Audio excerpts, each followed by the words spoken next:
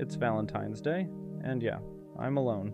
No dinner plans, no flowers. No good morning, beautiful text waiting on my phone. Just me. And for a second, it hits. You scroll and see everyone posted up. Roses, candles, soft captions about my forever. And you start wondering what it feels like to be chosen like that. Not privately, not secretly, but confidently. I won't lie, there's a quiet sting to it. Not because I need the holiday, but because it reminds you of what you don't have. It makes you question things. Am I behind? Am I unlovable? Did I miss my person somehow? But here's the part I'm learning. Being alone today doesn't mean I'm unwanted. It means I haven't settled. I could have been in something halfway. Could have forced a connection just to say I wasn't alone tonight, but I didn't, and that matters. So yeah, I'm alone, but I'm not desperate, not chasing, not pretending, just here. And maybe that's not sad. Maybe it's strength. Valentine's Day has a way of making you feel behind. Like everyone else got the memo and you didn't. You open your phone and it's everywhere.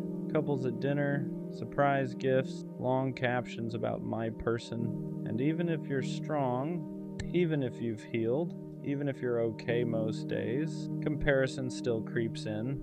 You start measuring your life against highlight reels. You forget that people only post the soft parts. You forget the arguments, the doubts, the almost breakups. All you see is what you don't have.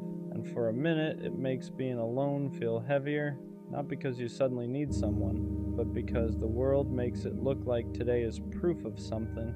Proof that you're chosen, proof that you're loved, proof that you made it. But here's the truth nobody posts. A relationship on Valentine's Day doesn't mean it's healthy. Flowers don't mean loyalty. A dinner reservation doesn't mean forever. And being alone doesn't mean you failed. It just means your story isn't on display today. And that's okay. There's a difference between being alone and feeling lonely. And today forces you to notice it. Being alone is physical. It's no dinner plans, no shared dessert. No one reaching for your hand across the table. Lonely is emotional. Lonely is feeling unseen even when someone's sitting next to you. Lonely is being in a relationship where you still question if you matter. I've been lonely with someone before. And honestly, that felt worse than tonight, because at least now I'm not pretending. I'm not settling for half attention just to say I'm not alone. I'm not forcing conversation to avoid silence. It's just me. And yeah, sometimes that's quiet, sometimes it's heavy, but it's honest. There's no confusion here, no mixed signals, no wondering where I stand. So maybe being alone today isn't the loss I thought it was. Maybe it's just space for something real instead of something convenient. Let's be real. There's always that moment where you think about texting someone, not because you miss them, not because you want them back, but because you don't want to feel alone tonight. You scroll, you hover over a name, you think, it's just a harmless message, just a hey, just what are you up to? Just something to fill the silence. And for a second, your pride and your loneliness argue, because attention is easy to get. Connection isn't. You could text the almost, the ex, the person who only shows up when it's convenient, and maybe they'd respond. Maybe they'd even make you feel wanted for a few hours. But tomorrow, you'd wake up right back in the same place, because you didn't want them, you wanted distraction. And there's a difference. So instead of reaching for temporary comfort, you sit with the quiet. You choose not to reopen doors that were closed for a reason. You choose not to trade peace for short-term validation. And that choice, that's growth. Being alone tonight doesn't mean you're desperate. It means you're disciplined. There was a time this day would have broken me. I would have taken it personally, like it was proof that I wasn't enough.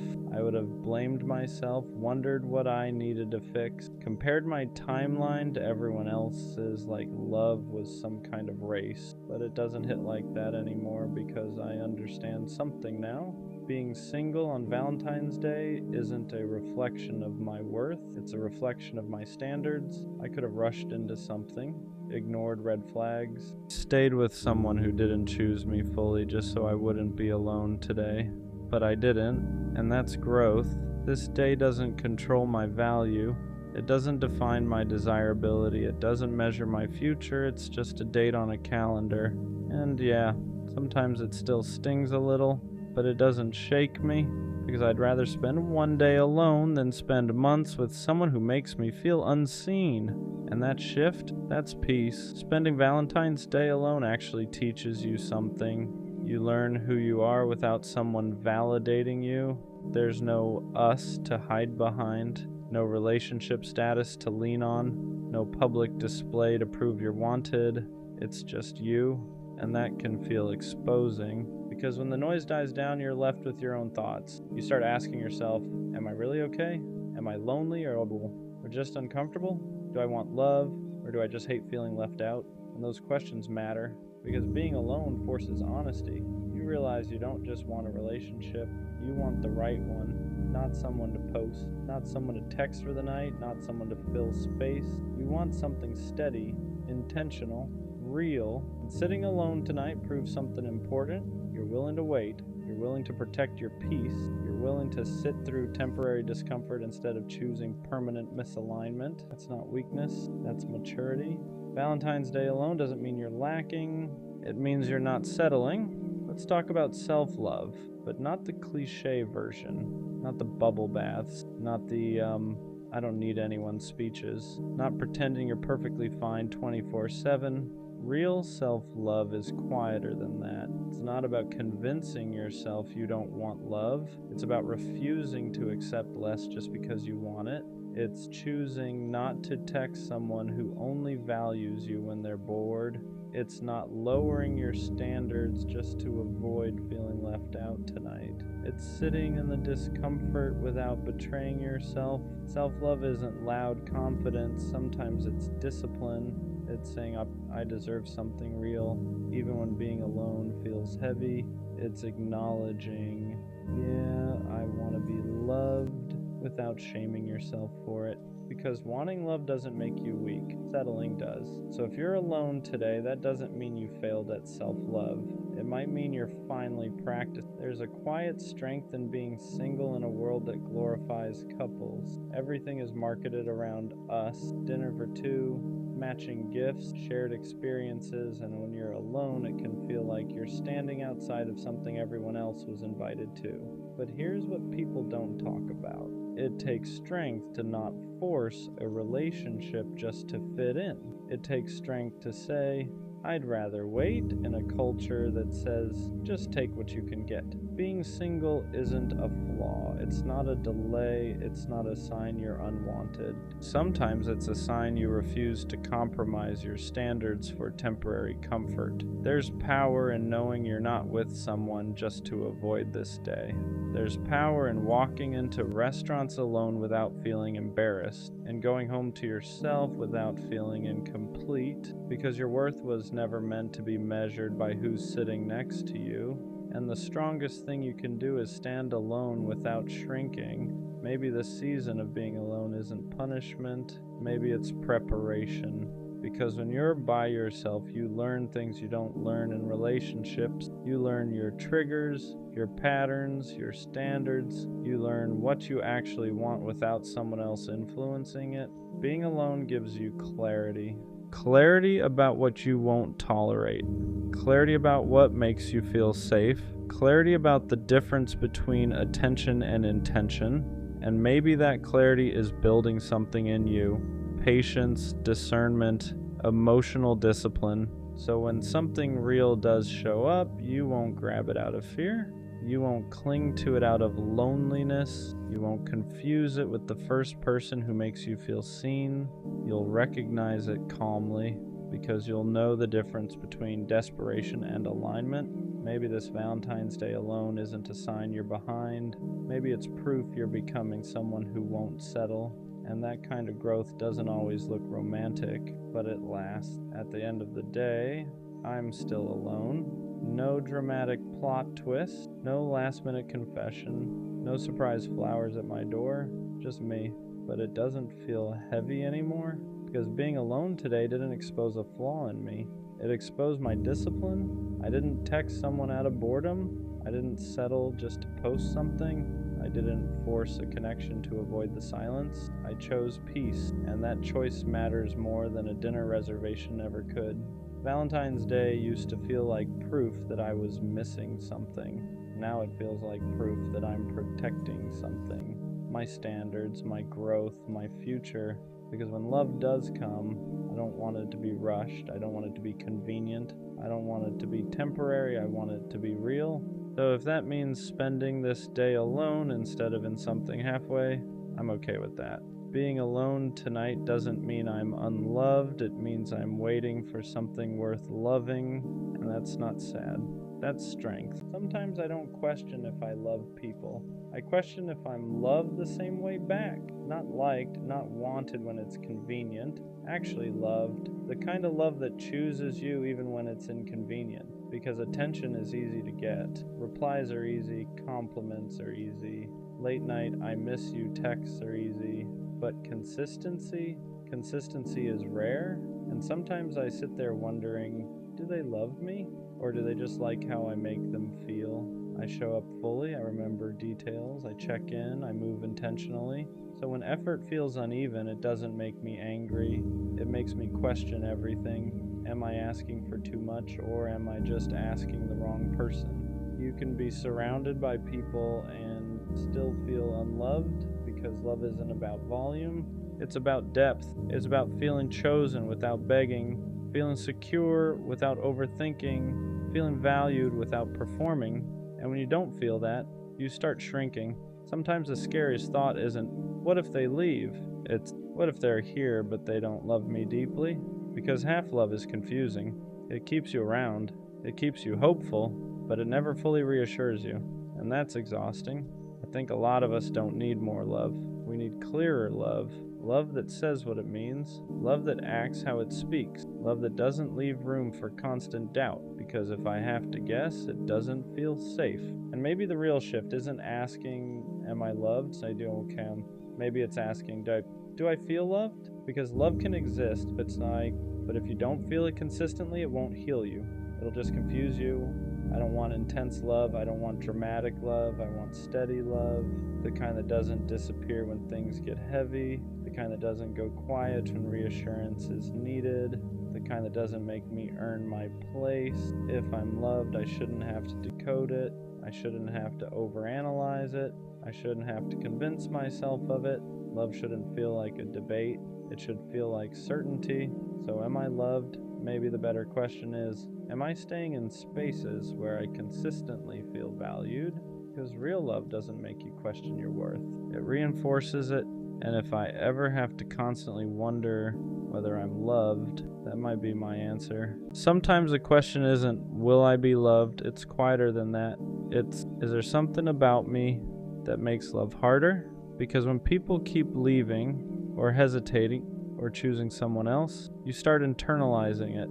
You start wondering if maybe you're too intense, too emotional, too independent, too complicated, or maybe not enough of something, and no one ever says it directly. They just drift, they just lose interest, they just aren't ready, and you're left holding the pattern. So you sit there thinking, if I was easier to love, would they have stayed? Maybe you're not hard to love. Maybe you're just hard to manipulate, hard to breadcrumb, hard to keep around without effort, hard to confuse. And to the wrong people, that feels inconvenient. You ask questions. You want clarity. You don't pretend you're okay with half effort. That doesn't make you difficult. It makes you aware.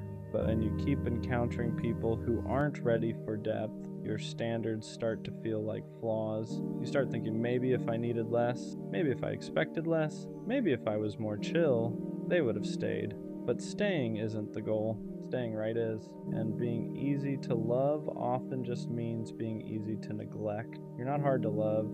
You're just not built for temporary. When rejection repeats itself, you stop seeing it as coincidence. You start seeing it as confirmation. Confirmation that maybe you're too much, too sensitive, too deep, too intense for people to handle long term. So you adjust, you soften your reactions, you downplay your needs, you act less invested than you actually are, because maybe if you seem lighter, less emotional, less attached, they won't leave. But here's what really happens. You slowly disconnect from yourself. You become quieter in relationships, less expressive, less honest about what you want. And when someone still walks away, it hurts even more, because now it feels like even the edited version of you wasn't enough. That's when the question gets louder. If even my smaller version isn't chosen, what does that say about me? But maybe it doesn't say anything about you. Maybe it says something about who you've been choosing. There's a difference between being hard to love and being hard to access. Hard to love sounds like a flaw, like you're difficult, complicated, too much work. Hard to access is different. It means not everyone gets the deepest parts of you. It means you don't open up instantly. It means your vulnerability isn't handed out casually. And that's not a weakness, that's discernment. You don't let just anyone in anymore. You don't overshare with people who haven't earned trust. You don't attach quickly just because there's chemistry. To someone who wants easy, that feels frustrating. To someone who wants depth, that feels rare. You're not hard to love, you're just not available for surface level connection. And the wrong people will always call that too much, but the right person? They'll call it intentional. Maybe the real issue was never that you're hard to love. Maybe you've been loving people who don't know how to love deeply. There's a difference. Some people like the idea of you, your attention, your softness, the way you show up for them. But when it's time to reciprocate, they struggle, not because you're asking for too much, but because they don't have that depth to give. And instead of admitting that, it's easier for them to label you. Too intense, too emotional, too serious. But wanting clarity isn't intense, wanting effort isn't emotional, wanting something real isn't serious, it's healthy. You're not hard to love, you're hard to half love, and that's where the tension comes from. Because people who operate casually feel pressure around someone who operates intentionally, but pressure isn't the same as incompatibility. It's just misalignment. When you're repeatedly misunderstood, you start questioning your depth. You start wondering if you feel too much, if you expect too much, if you interpret things too deeply. Because when people keep saying, it's not that serious, or you're overthinking, you begin to shrink your instincts, you second guess your reactions, you silence your intuition, you tell yourself to calm down even when something feels off. But here's the truth.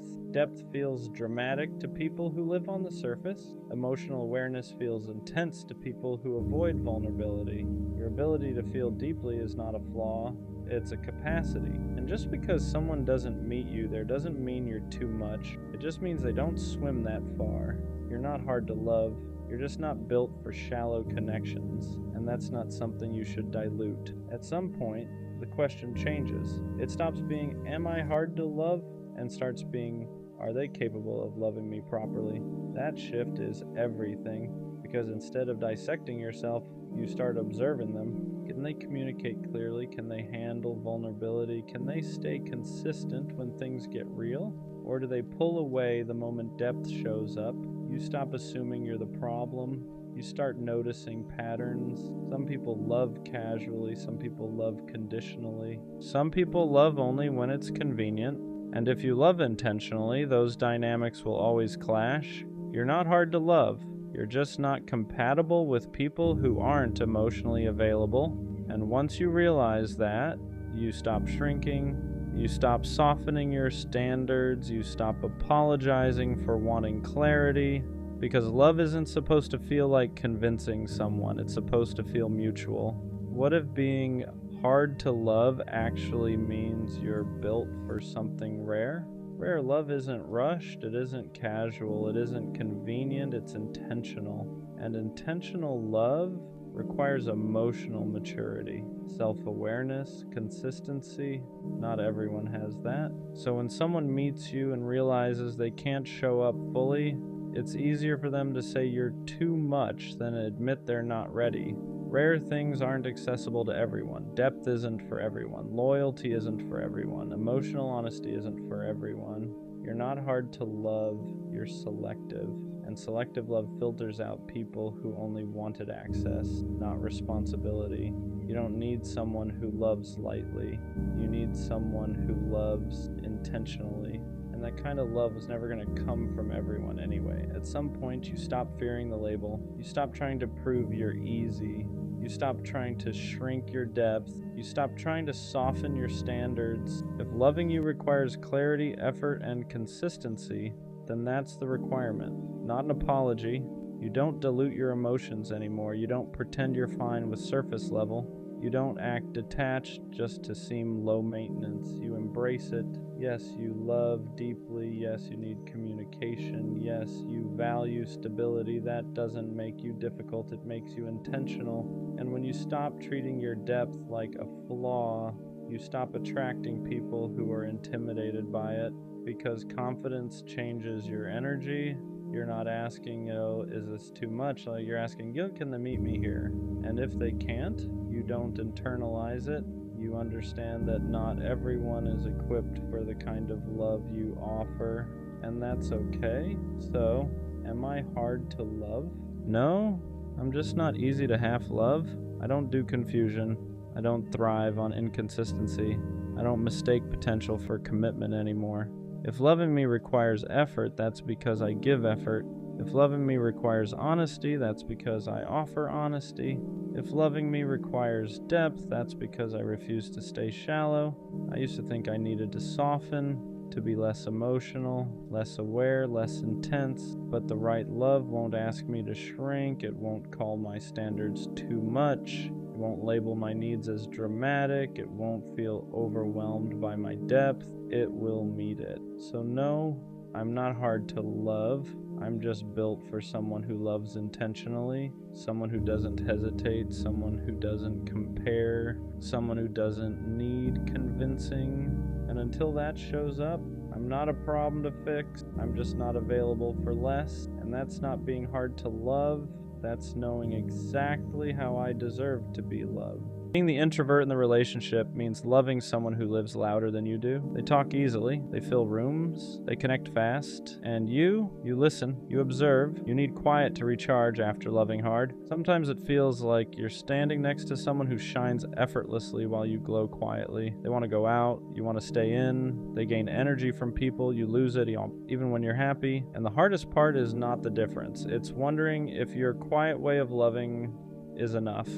Because you don't always say everything, you don't always show excitement loudly, but when you choose someone, you choose them deeply. Being the introvert doesn't mean you love less. It means you love in a way that's calm, steady, and intentional, and sometimes that gets misunderstood. Being with an extrovert means watching them move through the world with ease. They make friends everywhere, they're invited everywhere, people are drawn to them naturally, and sometimes, standing next to that, you wonder where you fit, not because they make you feel small, but because you don't take up space the same way. They thrive in crowds. You count the minutes until you can recharge. They talk things out loud. You process everything internally first, and there are moments where you feel guilty for needing quiet after a long day of loving them. You worry that asking for space sounds like distance, that needing alone time sounds like disinterest, but the truth is, your silence isn't absence. It's how you stay present without burning out. Loving loudly isn't the only way to love deeply, and being quieter doesn't mean you're less committed. It just means your love lives in steadiness, not spotlight. The unspoken fear is that one day you won't be enough,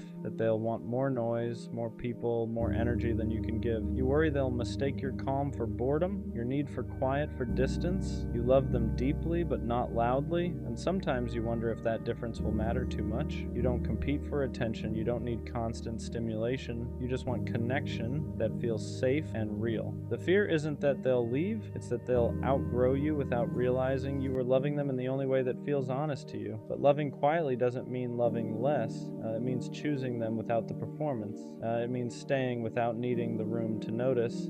The right partner won't need you to be louder, they'll need you to be you. Introverts love deeply in ways that aren't always obvious.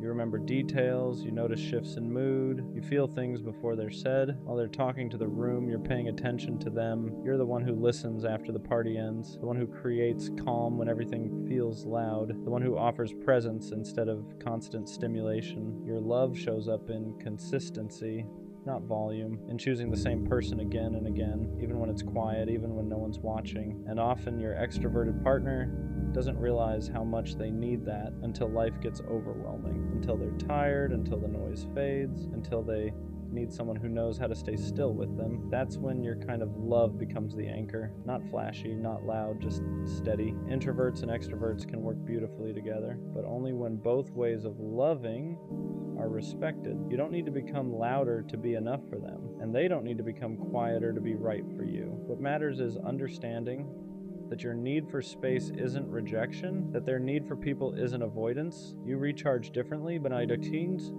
you can still meet in the middle. When an extrovert learns that quiet isn't distance, and an introvert learns that excitement isn't chaos, something soft happens. You stop trying to fix each other, you start protecting each other, you give them grounding, they give you expansion, and suddenly, the difference that once felt like a risk becomes the balance that makes the relationship work. Asking for space doesn't mean you love them less. It means you know yourself. Introverts don't pull away to create distance, they pull away to come back whole, but asking for that space can feel heavy. You worry it sounds like rejection. You worry they'll take it personally. You worry needing time alone makes you difficult to love. The right partner won't hear, "I need space," as "I don't want you." They'll hear it as, "I'm taking care of myself so I can show up better." You don't need to apologize for how you recharge. You don't need to explain it every time. Love doesn't require constant closeness to be real. Sometimes the healthiest thing you can do for a relationship is step back for a moment, not to disconnect, but to return as yourself. Introverts show love in quiet, steady ways. You remember the little things they forget they mentioned. You notice when their mood shifts before they say anything. You check in without being asked. Your love isn't loud.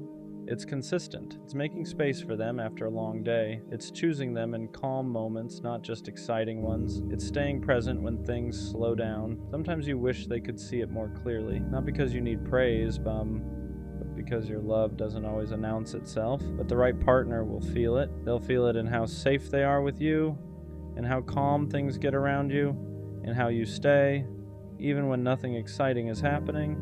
Quiet love isn't invisible. It's just not performing, and the people who value depth will always recognize it. It's easy to compare yourself to an extroverted partner, to wonder why you don't light up rooms, why you don't want constant plans, why loving quietly feels like a disadvantage. But your quiet nature isn't something to fix, it's something that brings balance. You offer depth in a world of noise, you offer presence in a world of distraction, you offer steadiness when everything else feels fast. You don't compete for attention, you create connection, and when you stop comparing, something shifts. You stop shrinking next to their energy. You stop questioning your value. You stop feeling like you need to match them to be worthy of love. You realize your calm isn't less than their excitement. It's what gives the relationship somewhere to rest. And the right partner won't ask you to be louder. They'll thank you for being grounding. One of the quiet fears is being replaced by louder energy, by someone more outgoing, more exciting, more effortless in social spaces. You worry that your calm won't be enough forever. But the truth is, people don't stay for volume. They stay for how they feel when everything slows down. An extroverted partner may enjoy attention, but they rest in safety. They recharge in understanding. They stay where they feel accepted without having to perform, and that's where you shine. You offer a place where they don't have to impress anyone, where they can be tired, where they can be real. Loud energy is easy to find, steady presence is not, and the partner who truly values you won't look for replacement. They'll recognize that your quiet way of loving is exactly what makes the relationship feel secure. Being the introvert was never a disadvantage. It just doesn't announce itself. Your love lasts because it isn't fueled by excitement alone. It's built on presence, on listening, on staying when things are quiet and ordinary. You don't love for the room, you love for the person. And that kind of love doesn't fade when the noise does. The right partner won't ask you to be louder, faster, or different. They'll appreciate that with you. Love feels steady instead of overwhelming, safe instead of performative. So if you've ever felt like your quiet nature made you harder to love, it didn't. It made you the place someone can finally rest. And that's not less, that's rare. Loving quietly doesn't mean loving halfway. It means you choose depth over display. You don't need to be the loudest voice in the room to be the most meaningful presence in someone's life. The right partner won't measure love by energy levels. They'll feel it in consistency, in safety, in how calm it feels to be with you. And one day you'll realize something simple. Your quiet wasn't something they had to tolerate. It was the reason they felt at home. We all know that one friend who's genuinely a good guy. Not the fake nice kind. Not the kind that's only good when it benefits him. I mean the real kind. The one who listens more than he talks. The one who checks in just because. The one who walks her home, texts, "Let me know when you get there," and actually waits for the reply. Not for points, not for validation. Just because that's who he is. He shows up when people call. He remembers small details. He gives effort without keeping score.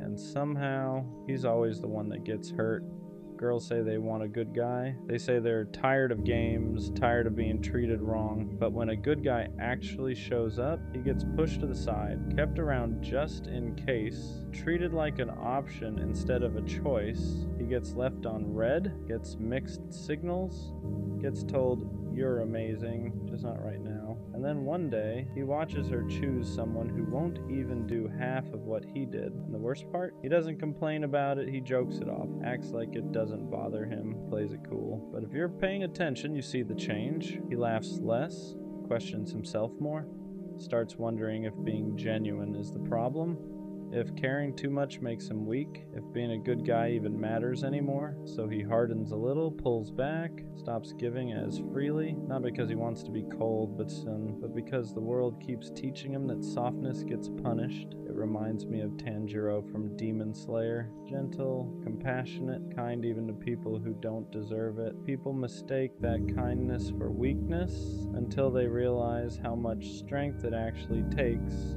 to stay good in a cruel world. That's the truth people forget. Real strength isn't loud.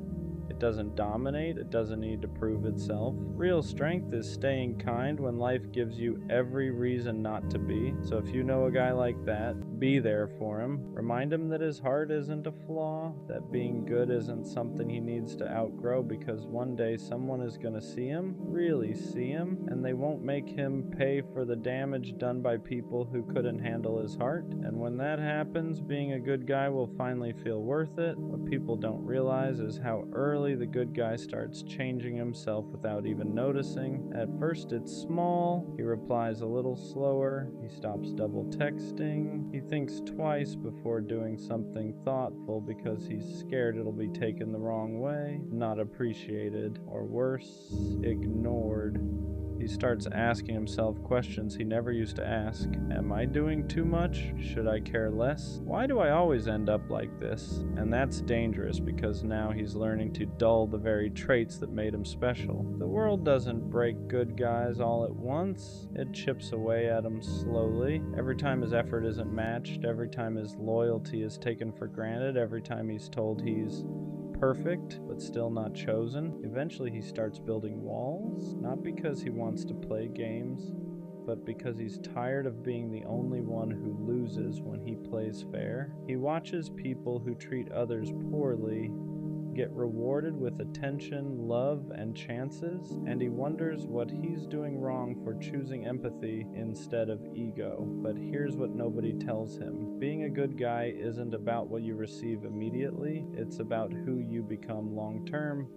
Patience he has, the emotional awareness, the ability to love deeply without needing control. Those qualities don't disappear just because they've been overlooked. They mature, and when the right person finally comes along, those same traits won't feel like a burden. They'll feel like safety, like home, like something rare in a world full of half-effort and emotional detachment. The good guy doesn't lose. He just waits longer for the right win. There's also something else the good guy carries that no one talks about. Guilt for feeling angry when he's treated unfairly, guilt for wanting to pull away, guilt for even questioning whether being kind is worth it anymore, because deep down he doesn't want to become someone he wouldn't recognize. So instead of expressing that frustration, he swallows it. He tells himself to be patient, to be understanding, to give people the benefit of the doubt, even when they've shown him who they are multiple times. And that self-control, that restraint, it takes more strength than most people will ever realize, but it comes at a cost. He starts to feel invisible, like his effort only matters when it's convenient for someone else, like his loyalty is expected, not appreciated. And the scariest part isn't that people take advantage of him, it's that he starts expecting it. That's when the good guy begins to question his worth. Not in a dramatic way, quietly, internally. He wonders if he needs to be colder to be respected, louder to be noticed, less caring to be chosen. And even though he doesn't like those thoughts, they creep in anyway. But here's the truth he needs to hear. The world doesn't need more detached people pretending they don't care. It needs needs more people who choose kindness even when it's inconvenient, more people who know how to love without manipulation, more people who stay solid when everything around them feels fake. The good guy isn't weak for feeling deeply, he's strong for not letting pain turn him into something he's not, and one day that integrity will matter more than all the times he was overlooked. At some point, the good guy has to learn a hard lesson. Being kind doesn't mean being available to everyone. Being loyal doesn't mean tolerating disrespect. And having a good heart doesn't mean you owe it to people who keep proving they don't know how to handle it. This is usually the stage where he starts choosing himself. Not in a selfish way, not in a bitter way, but in a quiet, self-respecting way. He stops chasing people who only reach out when it's convenient. He stops over-explaining his intentions. He stops proving that he's different. Because the truth is, the right people don't need convincing. The good guy learns that boundaries aren't walls, they're filters. They don't block love, they block misuse. And once he understands that, everything changes. He becomes more selective with his energy, more intentional with who gets access to him. He still cares deeply, but now it's earned. This is where his strength really shows. He doesn't become cruel, he doesn't become cold, he just becomes aware. He learns that love shouldn't feel like constantly waiting your turn, that effort shouldn't feel one-sided, that if someone truly values you, they won't make you question where you stand. And when he finally meets someone who matches his energy, who sees his kindness as safety instead of weakness, it clicks. All the waiting, all the hurt, all the doubt, it suddenly makes sense. Because the good guy wasn't wrong for being good, he was just giving his heart to the wrong people. There's a moment where the good guy finally realized something important. He was never meant to be understood by everyone. His way of loving was never designed for people who thrive on attention, chaos, or option. It was meant for someone who values depth, consistency, and intention. And once that clicks, he stops feeling ashamed of who he is. He understands now that not everyone deserves access to his softness, that some people only know how to take, not receive. And that doesn't make him naive, it makes him discerning. He doesn't need to change his heart, he just needs to protect it better. The good guy learns how to walk away without guilt, not because he stopped caring, but because he started caring about himself too. He learns that choosing peace over potential isn't giving up, it's growth. That silence is sometimes the loudest form of self-respect, and slowly something shifts. He speaks clearer, stops apologizing for having standards. He no longer wonders if being a good guy is worth it. He knows it is, because even if the world tried to harden him, it didn't succeed. He stayed true, and that integrity, that's something no one can take from him. One day, someone will meet him where he is. They won't question his intention, they won't test his loyalty, they won't confuse kindness for weakness. They'll recognize it immediately, and they'll protect it the same way he does. Until then, the good guy keeps moving forward, not bitter, not broken, just wiser. And when that day comes, it won't feel dramatic. It won't feel like a movie moment where everything suddenly makes sense all at once. It'll feel calm, familiar, almost quiet, because the right person won't make the good guy question himself. They won't make him wonder if he's doing too much or not enough. They won't make him feel like he has to shrink his heart to be accepted. They'll meet him where he stands. They'll appreciate the way he listens, the way he shows up, the way he loves without keeping score. And for the first time, he won't feel like his kindness is a liability. It'll feel like a gift, something mutual, something protected, something finally returned. The good guy won't have to explain himself anymore. He won't have to prove that his intentions are real. He won't have to play it cool or pretend he doesn't care. He'll be allowed to be exactly who he is, and that'll be enough. Until then, the journey matters. Every disappointment taught him boundaries. Every heartbreak taught him discernment. Every moment of doubt sharpened his sense of self. He didn't lose those years being overlooked. He was being prepared to recognize real love when it shows up, prepared to walk away from anything that feels half-hearted, prepared to protect his heart without hardening. So if you're that good guy reading this, don't change. Don't let the world convince you that you need to become colder to survive. Stay solid, stay honest, stay kind. Just be selective with who gets that version of you. Because the world doesn't need fewer good guys. It needs people brave enough to stay good even when it's easier not to. What people never see is how much discipline it takes for the good guy to stay the way he is. Every bad experience tempts him to harden up. Every time he's overlooked, replaced, or taken for granted, there's a voice in his head telling him to stop caring so much, to move differently, to love less, to become like everyone else. But he doesn't. Not because it's easy, but because he knows who he is. He understands now that changing his character to fit a broken system would only cost him himself, and losing yourself just to be chosen by the wrong people is a price that's too high. So instead of becoming colder, he becomes more intentional. Instead of closing his heart, he narrows the door. He learns that being good doesn't mean being accessible to everyone. It means being principled. It means having the strength to say no, to walk away, to choose solitude over disrespect, and that kind of self-control, that's rare. The good guy also learns to forgive, not to excuse what hurt him, but to free himself from carrying resentment. He doesn't want bitterness living rent-free in his heart. He wants peace, growth, clarity, and forgiveness is part of that process. And one day, when someone finally meets him with the same depth, the same consistency, the same effort, he'll recognize it immediately. Not because it feels intense, but because it feels familiar. Until then, he keeps building, keeps healing, keeps choosing integrity over impulse, because the good guy isn't waiting to be saved. He's becoming someone worth meeting. In the end, the good guy doesn't get a dramatic apology from everyone who hurt him. He doesn't get closure from every situation that left scars. And he doesn't get a moment where the world suddenly admits it was wrong for overlooking him. What he gets is something quiet and far more powerful. He gets peace. Peace in knowing he never had to become someone else to survive.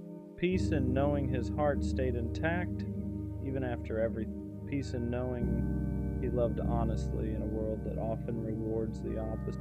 He looks back and realizes that every time he was ignored, every time he was treated like an option, every time he was underestimated, it wasn't a reflection of his root. It was a reflection of who couldn't meet him where he stood. And that understanding changes everything, because now he doesn't crave validation. He doesn't chase attention. He doesn't beg to be chosen. He knows who he is. And when love finally finds him, the kind that's mutual, intentional, and steady, it won't feel like win. It'll feel like alignment, like finally being understood without having to explain yourself, like being valued without having to prove. Until then, the good guy keeps walking forward, not bitter, not resentful, not hard, just grounded. And that's the kind of strength no one can take. The worst kind of pain is caring deeply and watching it backfire. Not because you expect anything in return, but because caring is just who you are. You show up without being asked. You check in on people who never think to check on you. You stay up late listening to problems that were never yours to carry. You give your time, your energy, your patience, not to be praised, just because you care, and somehow that becomes the thing that hurts you. Because some people don't meet kindness with care. They get comfortable with it. They start expecting it. They stop noticing it. Your effort becomes routine. Your consistency becomes invisible until one day you don't show up the same way anymore. That's when they finally notice. That's when they ask what's wrong. But by then you're already tired. Tired of explaining your intentions. Tired of proving your heart. Tired of giving pieces of yourself to people who never stay long enough to understand what it costs you. It's not that you regret caring, you just wish having a good heart didn't hurt this much. And maybe the hardest truth is realizing that loving deeply doesn't guarantee you'll be loved the same way. But that doesn't make your softness a weakness. It just means it needs protection. Don't stop caring. Just be careful who you hand that kind of love to. When you're the one who cares deeply, you usually become not the reliable one, the one people vent to, the one people lean on, the one who always answers. You're dependable in ways people don't even notice anymore. They assume you'll be there, assume you'll understand, assume you'll forgive, so they stop asking how you are, not out of cruelty, but because consistency gets mistaken for endless capacity.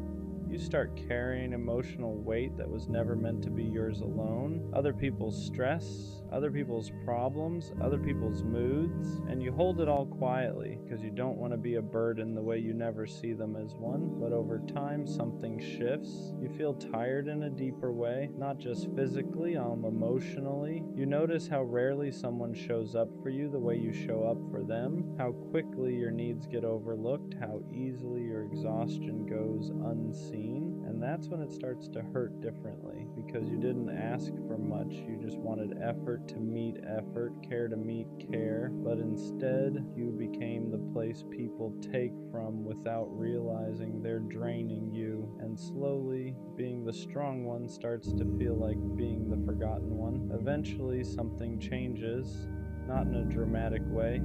You don't announce it, you don't make a scene, you just stop giving the same way you used to. You reply a little later, you don't over-explain anymore. You stop stretching yourself thin just to be available, and that's when people notice. Not when you were exhausted, not when you were drained, not when you were giving everything. They notice when you pull back. Suddenly they ask what's wrong, suddenly they feel the distance, suddenly they miss the version of you that was always there. And that part hurts, because it shows you something you didn't want to see. They didn't miss you. They missed the access. They missed the comfort you provided, the effort you gave without question, the way you made things easier for them. So when you stop showing up like that, it feels personal to them. But for you, it wasn't about punishment, it was about survival. You didn't stop caring.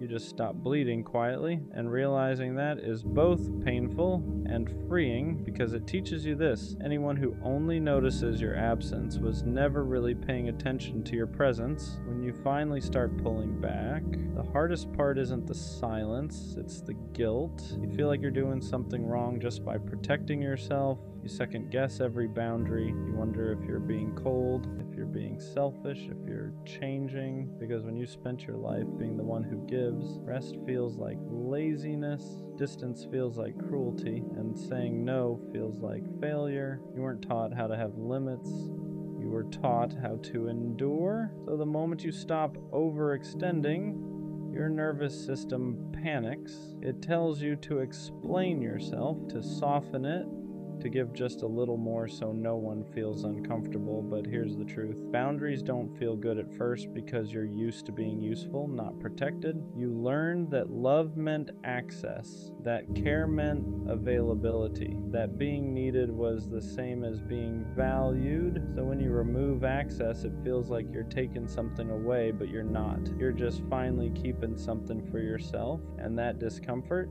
that's not you doing something wrong. That's you breaking a pattern that was costing you more than you realized. People who care deeply often confuse love with sacrifice. They believe loving someone means giving more, trying harder, holding on longer than they should. They tell themselves, if I'm patient enough, they'll notice. If I stay kind, it'll balance out. If I keep showing up, it'll be worth it. But love was never meant to cost you your peace. Somewhere along the way, you learned that being good meant being accommodating, that being loving meant putting yourself last. So you stayed quiet about your needs. You ignored your exhaustion. You told yourself it wasn't that bad as long as everyone else was okay. But sacrifice without reciprocity doesn't make love deeper. It makes it heavier. Because when you're always the one adjusting, the relationship stops being shared. It becomes one-sided. And the scariest part is people can get used to that version of you. They don't ask if it's costing you anything. They just assume you'll keep paying the price until one day you realize love shouldn't feel like self-abandonment. Caring deeply doesn't mean giving endlessly, and loving someone should never require you to disappear in the process. There's a moment when something finally clicks. You get tired of proving that you're genuine, tired of explaining your intentions, tired of showing people your heart just so they can decide whether it deserves care. So you stop performing, you don't overextend anymore, you don't chase reassurance, you don't give more just to feel secure. And at first that feels uncomfortable because you're not used to being this guarded, you're used to leading with softness even when it costs you. But protecting your heart isn't the same as closing it. You're not becoming cold, you're becoming selective. You start noticing who respects your limits and who only liked you when you were endlessly available. You see who adjusts with you, instead of expecting you to bend every time, and that's when you realize something important. You don't need to prove your kindness. The right people will feel it without needing to take advantage of it. Protecting your heart doesn't make you less loving, it just means you're finally loving yourself too. Once you stop overgiving, you start noticing something clearly. Not everyone reacts the same way. Some people get uncomfortable, they push back, they ask why you're different now. They miss the version of you that gave without limits and never asked for anything back. But others adjust. They respect the boundary. They meet you halfway. They don't make you feel guilty for needing space or balance. And that difference matters because it shows you who valued you and who only valued what you provided. The right people don't punish you for protecting your heart. They don't withdraw when you stop overextending. They lean in. They check on you. They notice your effort because it's no longer automatic. They give without keeping score. And for the first time, caring doesn't feel draining. It feels mutual. You realize you don't have to shrink your heart to keep people around. You don't have to exhaust yourself to be worthy of love. The people meant for you won't disappear when you stop bleeding quietly. They'll stay because they never needed you to hurt in order to feel close. At the end of all this, you realize something important. Your softness was never the problem. Caring deeply wasn't a mistake. Being attentive wasn't wrong. Showing up wasn't foolish. The pain came from giving that level of care to people who didn't know how to hold it. Because the right people don't drain you. They don't get comfortable taking. They don't wait until you pull back to finally notice your value. They see it while you're still giving, and they give back. With the right people, your kindness doesn't become invisible. Your effort doesn't become expected. Your heart doesn't become something to manage. It becomes appreciated. You don't have to prove yourself. You don't have to overextend. You don't have to lose pieces of yourself just to stay connected. Your softness becomes strength because it's met with care, not entitlement. And that's when you understand the goal was never to stop caring. It was to stop pouring your heart into places that couldn't return it. So keep your softness. Just place it wisely, because in the right hands, your heart won't hurt this much. It'll finally feel safe. You don't chase love because you're romantic. You chase love because you don't know how to sit with yourself yet. Because silence makes your thoughts loud. Because being alone feels like proof that something about you isn't enough. So you look for love to fill the space. You attach quickly. You overextend.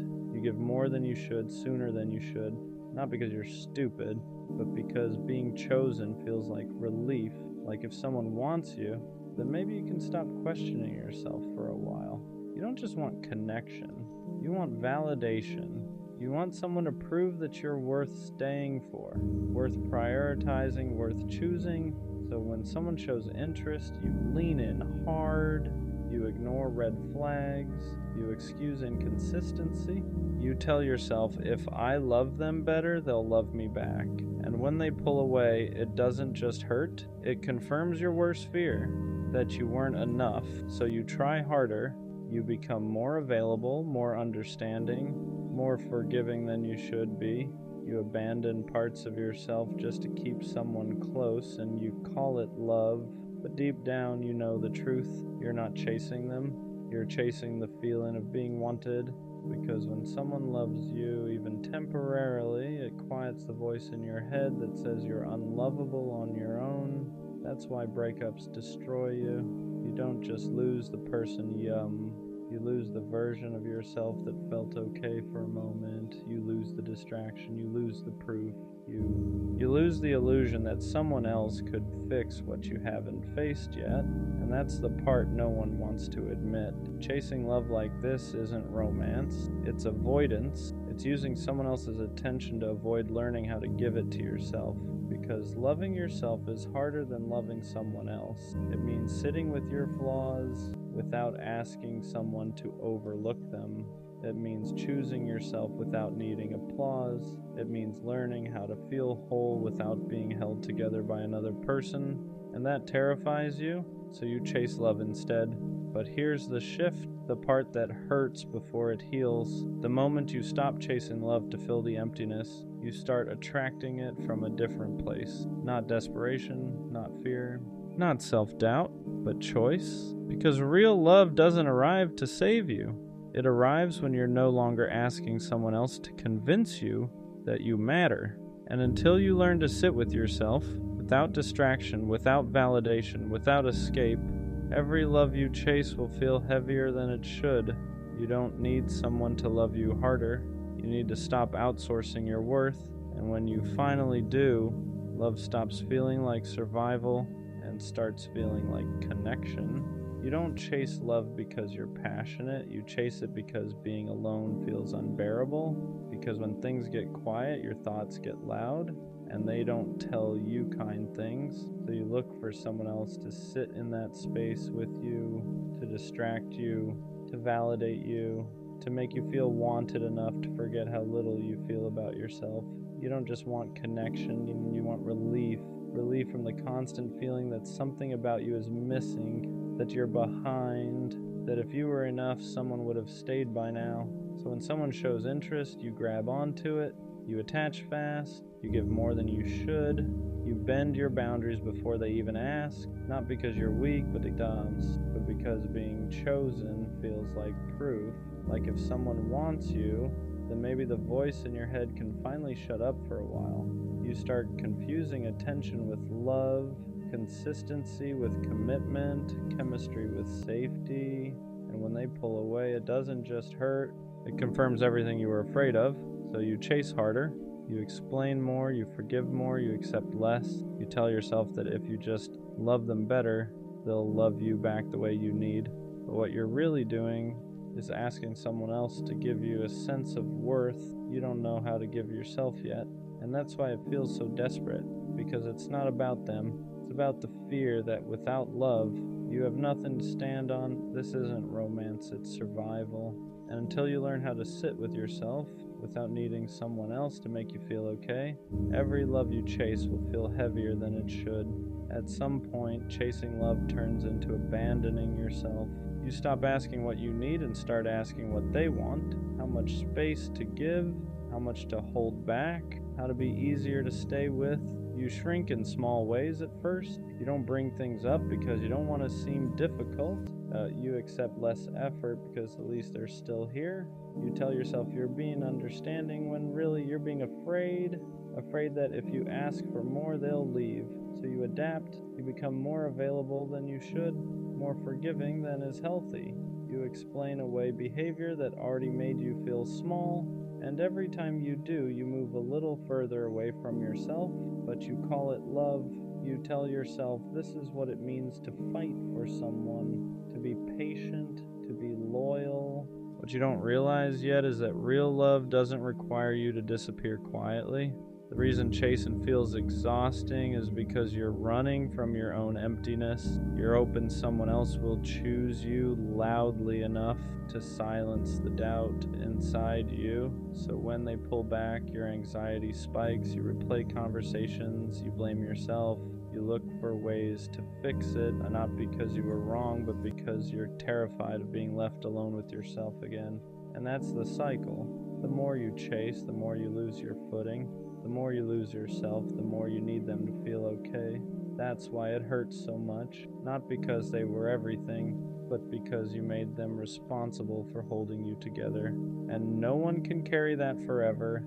This is the part people avoid talking about.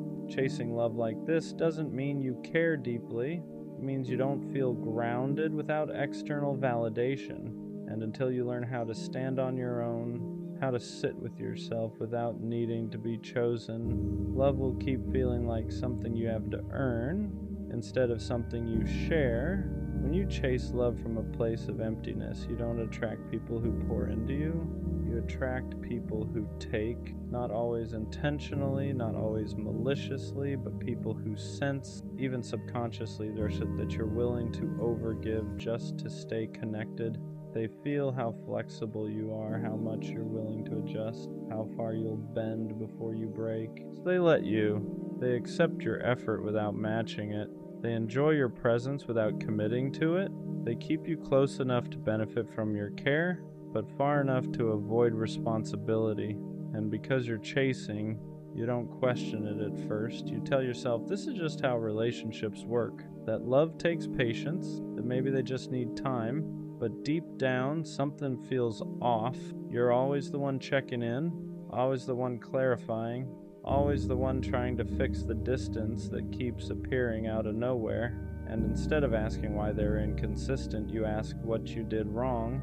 That's the trap. Chasing love trains you to blame yourself for other people's lack of effort.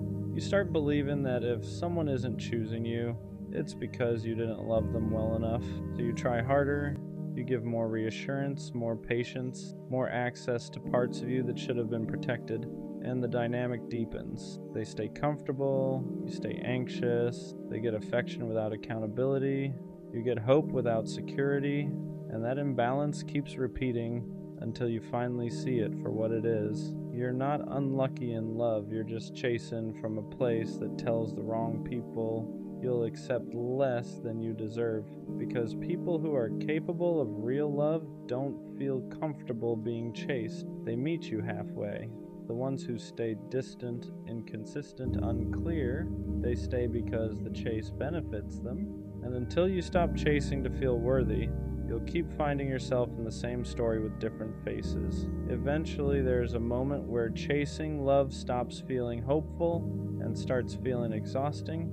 You realize you're tired, not because love is hard, but because you've been doing all the emotional work alone. You're the one overthinking, the one adjusting, the one trying to hold something together that keeps slipping through your fingers. And for the first time, you ask a quiet question you've been avoiding. Why does love feel like something I have to prove myself worthy of? That question is uncomfortable because it points inward. It forces you to see that chasing love has been a distraction, a way to avoid sitting with yourself, a way to avoid asking why you don't feel enough without someone choosing you. Because as long as you're focused on them, their mixed signals, their distance, their inconsistency, you don't have to face the emptiness underneath. You don't have to ask why you're afraid of being alone, why validation feels necessary, why rejection feels like confirmation instead of redirection. So you keep chasing, but here's the truth that hurts before it heals. Chasing love delays self-healing. Every ounce of energy you spend trying to be chosen is energy you're not spending, learning how to choose yourself, and that's why nothing ever feels settled, because no matter who you're with, you're still looking to them to fix something they didn't break. They can't give you security you haven't built internally. They can't love you into self-worth. They can't silence the doubt that existed before they arrived. And once you see that, chasing loses its appeal, not because you stop wanting love, but because you realize love isn't supposed to feel like survival. It's supposed to feel like addition, not rescue. And the moment you stop running from yourself is the moment the chase starts to lose its power. Learning how to sit with yourself is the hardest part of this whole process, because when you stop chasing love, there's nothing left to distract you. No text to wait for, no signals to decode, no person to center your emotions around, just you. And that's when everything you've been avoiding comes to the surface. The insecurity you buried under effort, the loneliness you masked with attachment, the belief that without someone choosing you, you don't really matter. It feels uncomfortable at first, almost unbearable. You reach for your phone instinctively. You miss the chaos, you miss feeling needed, because chasing gave your pain direction, it gave your emptiness a target. Now there's nowhere to run. And this is where most people go back. They re-enter old dynamics, text people they shouldn't, lower their standards just enough to feel wanted again, not because they're weak, but because sitting with yourself requires honesty. It forces you to see that no one abandoned you the way you've been abandoning yourself. Every time you chased someone who was unsure, you told yourself your needs could wait.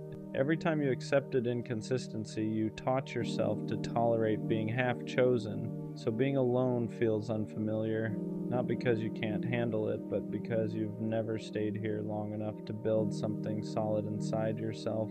This is where self-love actually starts, not affirmations, not confidence quotes, but learning how to stay when there's no validation coming in, learning how to comfort yourself instead of outsourcing it, learning how to choose yourself without needing approval. And slowly, something shifts. You stop craving attention. You stop confusing intensity with connection. You stop chasing people who feel familiar for the wrong reasons. Because now, you're no longer running from yourself. And when you stop doing that, love stops feeling like something you need to survive. When you finally start building self-love, the chase doesn't just slow down. It feels wrong. You notice it first in small ways. The anxiety doesn't hook you the same. Inconsistency doesn't feel exciting anymore. It feels draining. People who once felt magnetic now feel loud, unclear, unsafe, and that confuses you because for so long, chaos felt like chemistry. You were drawn to people who kept you guessing because guessing felt familiar, because uncertainty mirrored how unsure you felt about yourself. But now that you're learning how to stand on your own, that dynamic stops working. You don't feel the urge to prove yourself anymore. You don't feel the need to over-explain your worth. And suddenly, chasing feels humiliating, not because you're above it, but because you're finally grounded enough to feel how one-sided it always was. You start wanting different things: clarity instead of sparks, consistency instead of intensity, presence instead of pursuit. You want to be met, not chased or chasing. And here's the part people don't expect. Self-love makes some connections fall apart. People who benefited from your overgiving feel the shift immediately. They sense you're no longer bending, no longer available on demand, no longer trying to earn their attention, and some of them leave.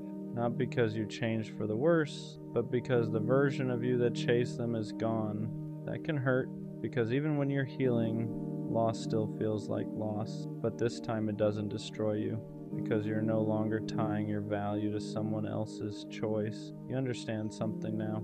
Love that requires chasing is love that feeds on insecurity, and love that's healthy doesn't need pursuit to survive. It shows up, it stays, it chooses you without being convinced, and the more you learn how to love yourself quietly, consistently, honestly, the less tolerance you have for anything that makes you feel like you need to beg to belong. When the chasing finally stops, a new fear shows up. Not the fear of being alone, but the fear of trusting love again without desperation. Because now you're calmer, more grounded, less reactive, and that feels unfamiliar.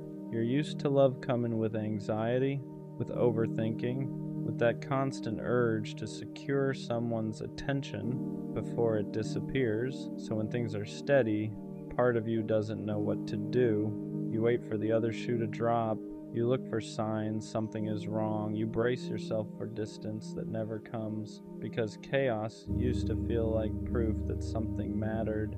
Now peace feels suspicious. You're not chasing anymore, but you're still learning how to receive, how to let someone show up without questioning why, how to accept consistency without trying to earn it. And that's harder than it sounds, because chasing trained you to believe love had to be worked for, that if you weren't doing something, fixing something, proving something, it wouldn't last. So when someone meets you without needing to be convinced, your instinct is to pull back, not because you don't want it, but because you're afraid of trusting something that isn't fueled by fear.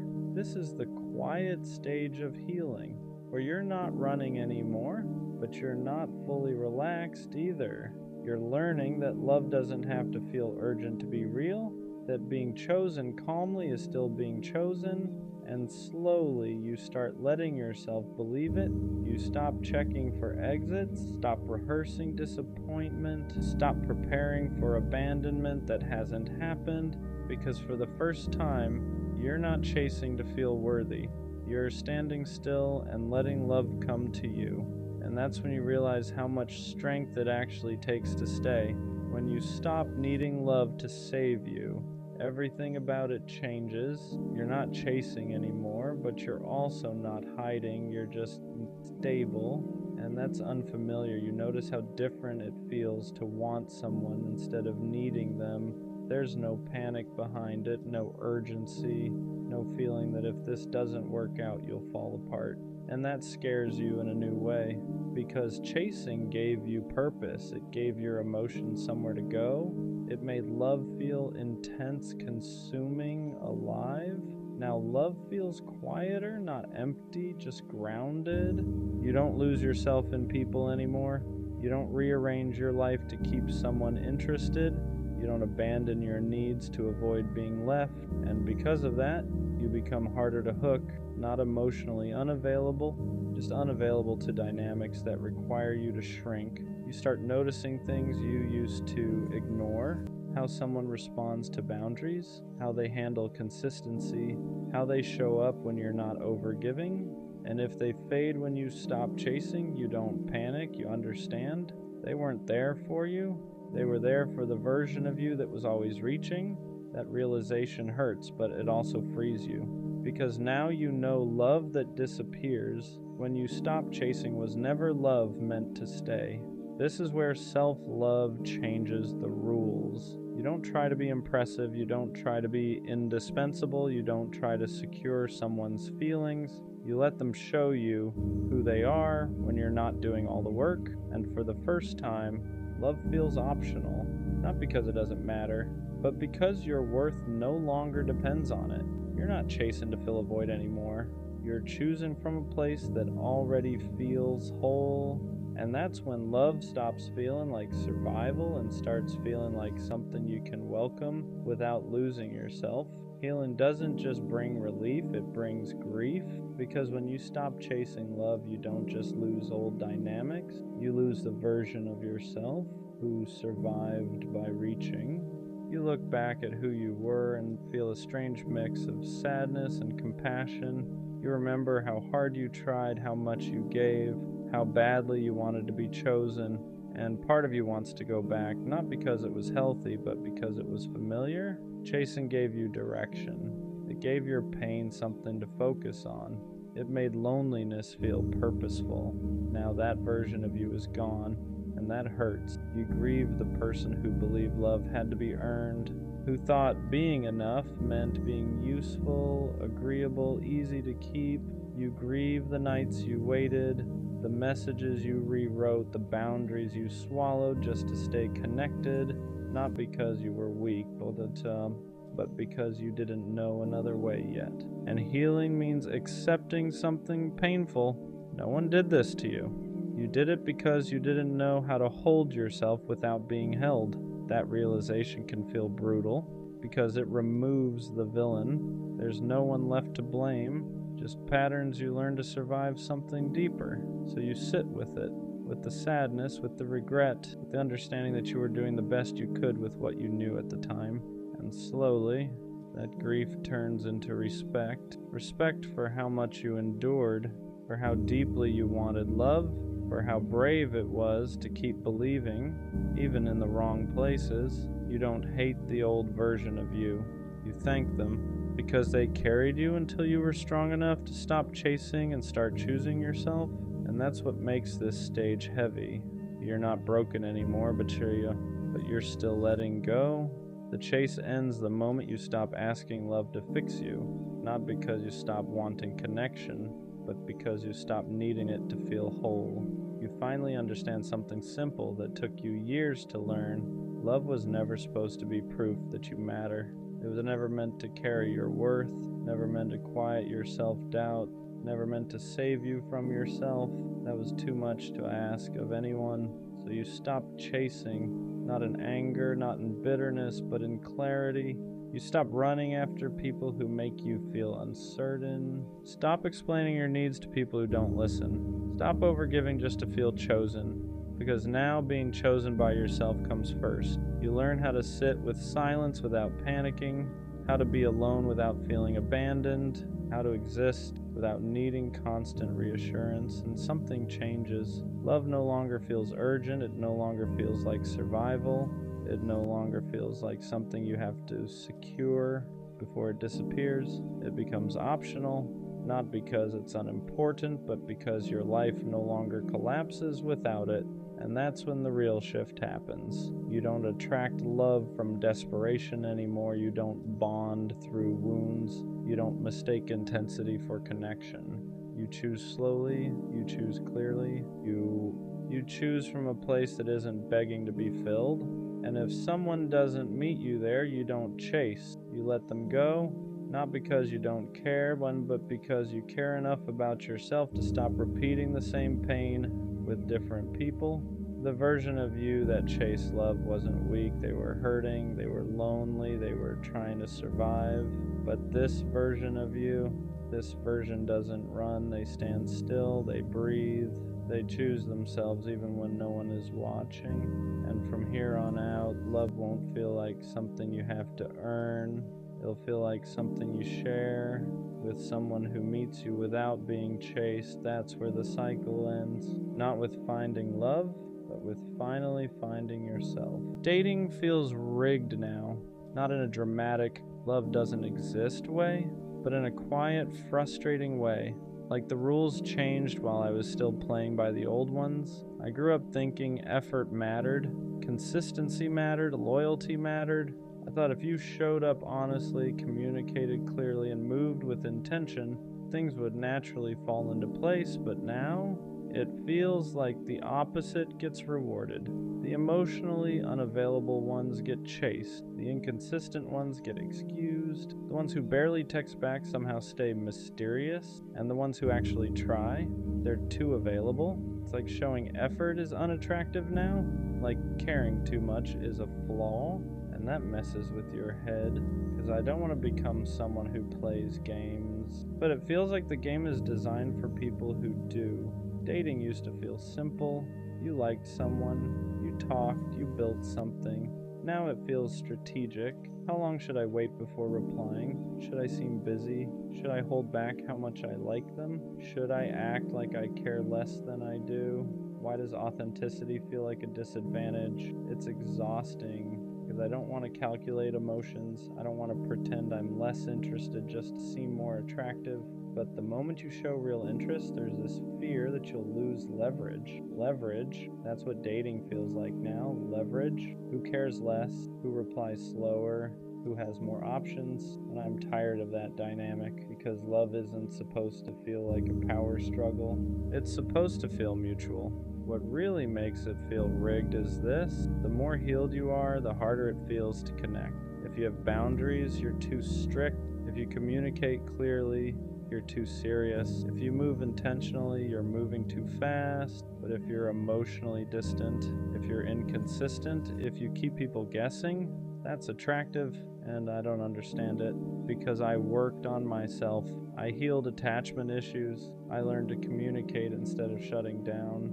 I stopped chasing people who weren't sure about me, and somehow that made dating harder. It feels like emotional maturity is rare, and when it is rare, it's misunderstood.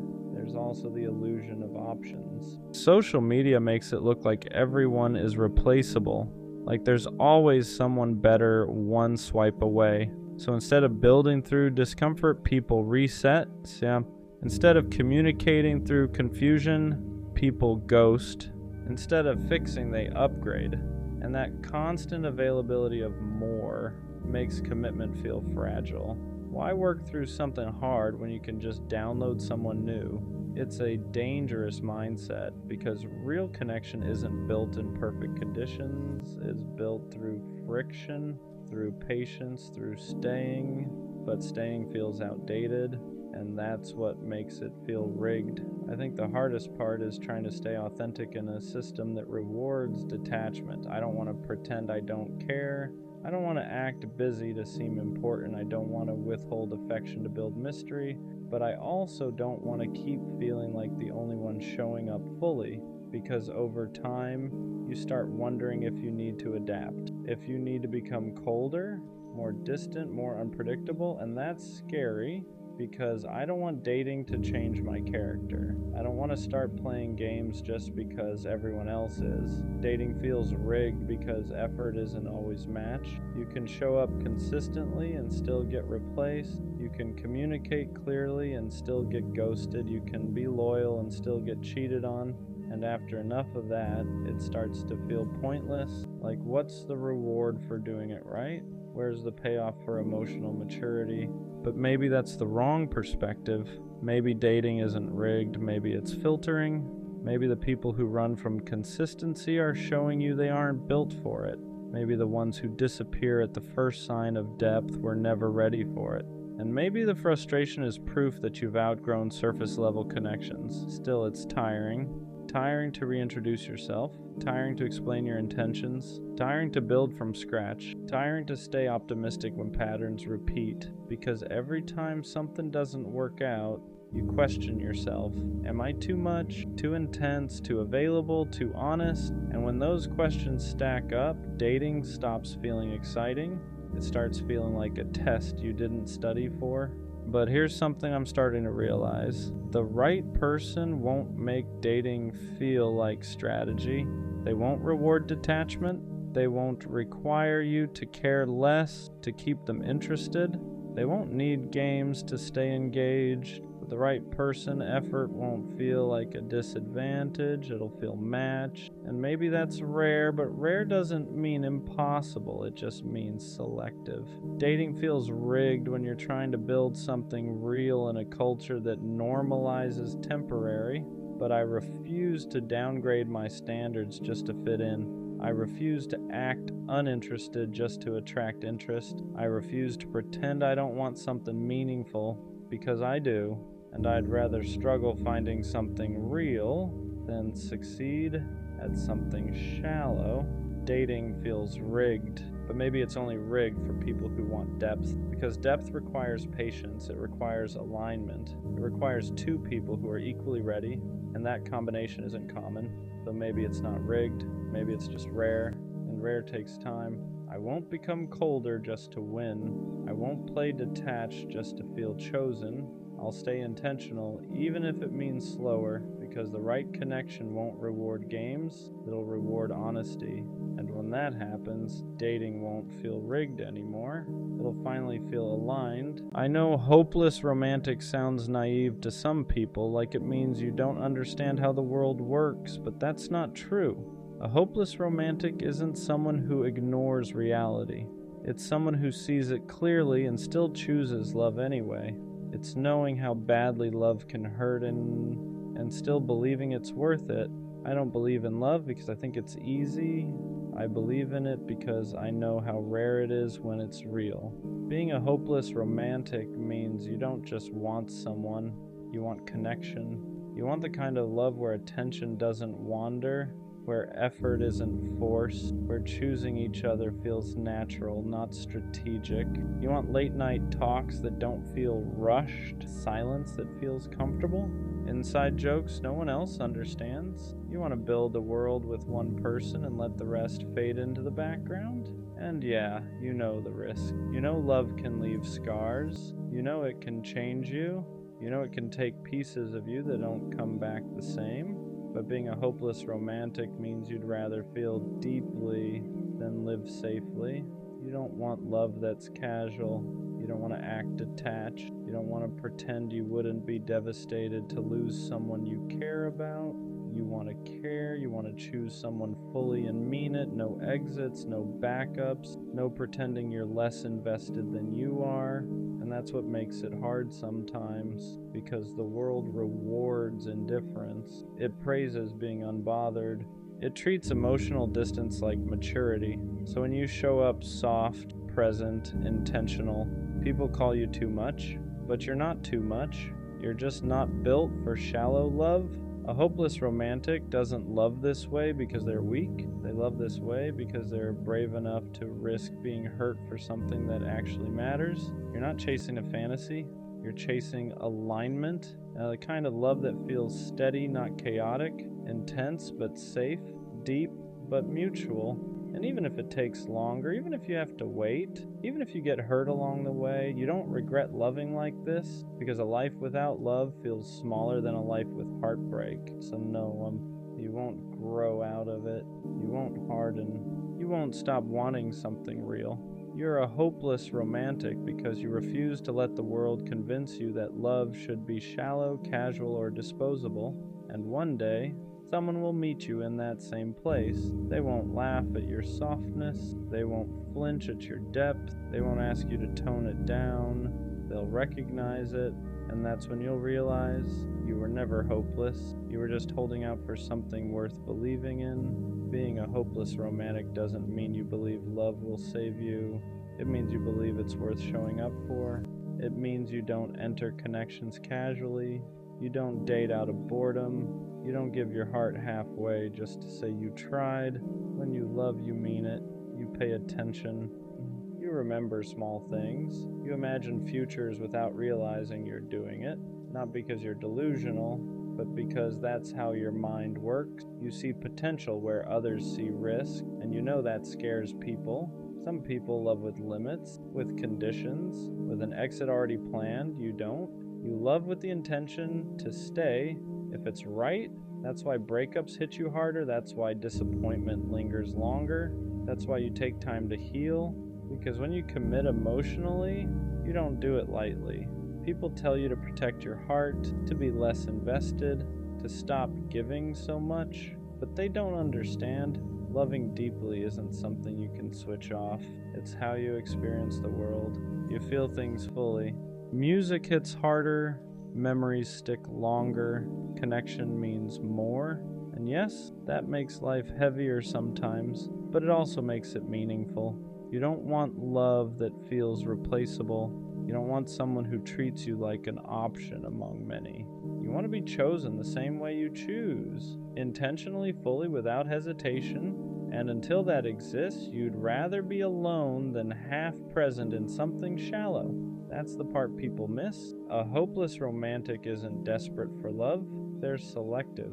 They'd rather wait than cheapen the way they love just to fit in. So when you say you're a hopeless romantic, what you really mean is, you still believe connection matters, you still believe loyalty is rare, you still believe love should feel like home, not like a negotiation.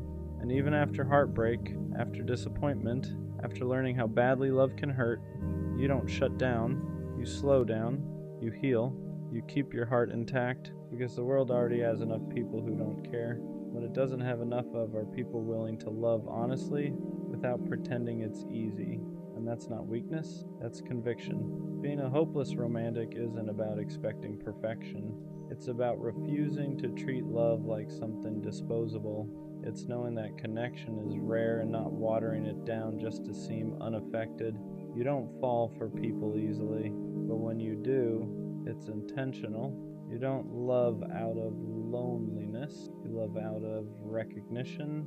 There's a moment where you see someone, not just who they are, but who they could be with you, and something in you locks in, not obsession, not fantasy, commitment, and that's where people misunderstand you.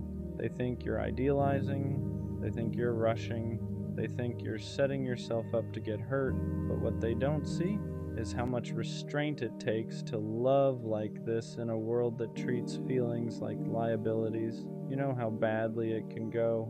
You've felt the disappointment, the silence, the slow realization that someone didn't choose you the way you chose them, and still, you don't turn cold, you don't reduce love to strategy, you don't keep score, you don't enter connections with a backup plan. Because loving halfway feels worse to you than losing someone you loved fully. You want the kind of love that's unmistakable, where effort doesn't fluctuate, where intentions don't need decoding, where loyalty isn't treated like something rare or surprising.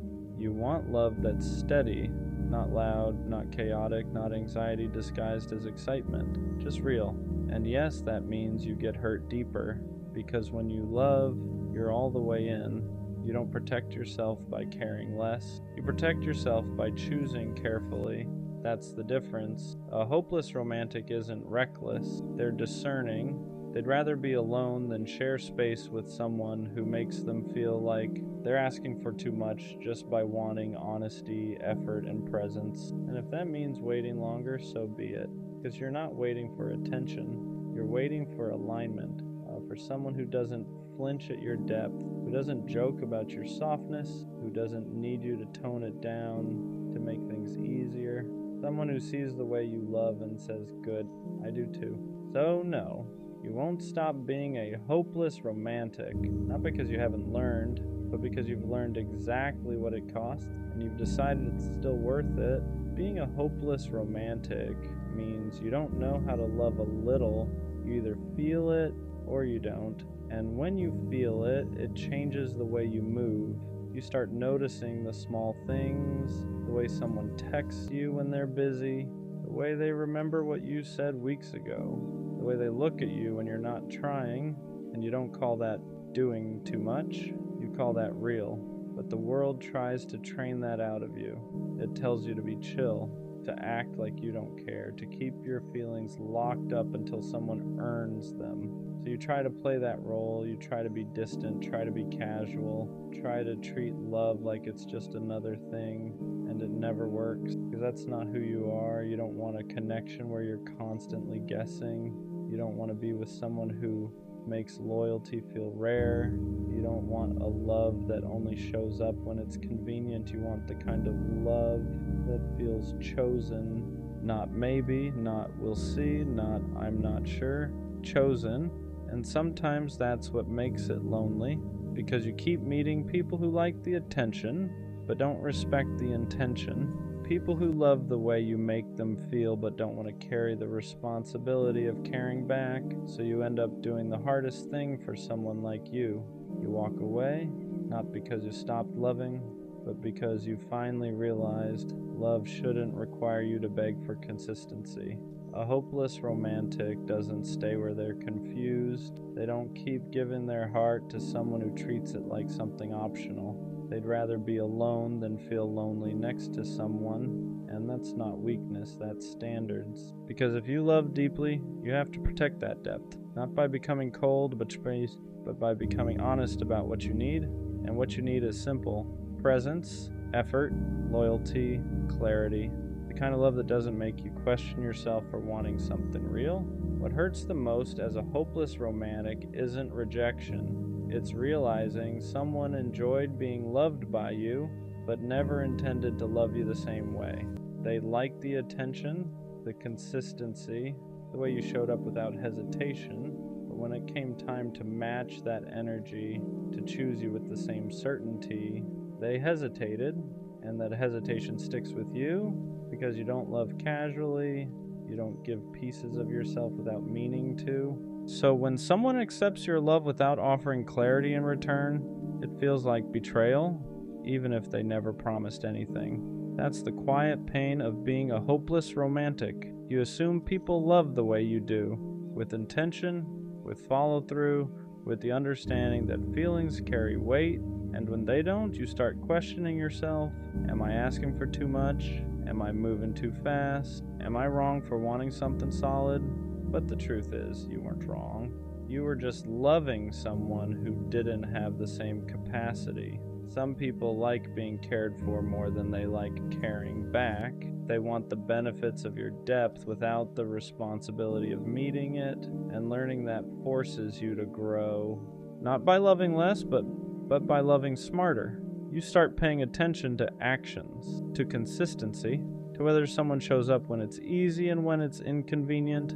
You stop pouring into people who only give when it suits them, not because you've become colder, but because you've learned your heart isn't something everyone deserves access to. Being a hopeless romantic doesn't mean you accept crumbs. It means you believe in love enough to walk away when it's not being returned honestly. And that's the part people don't see.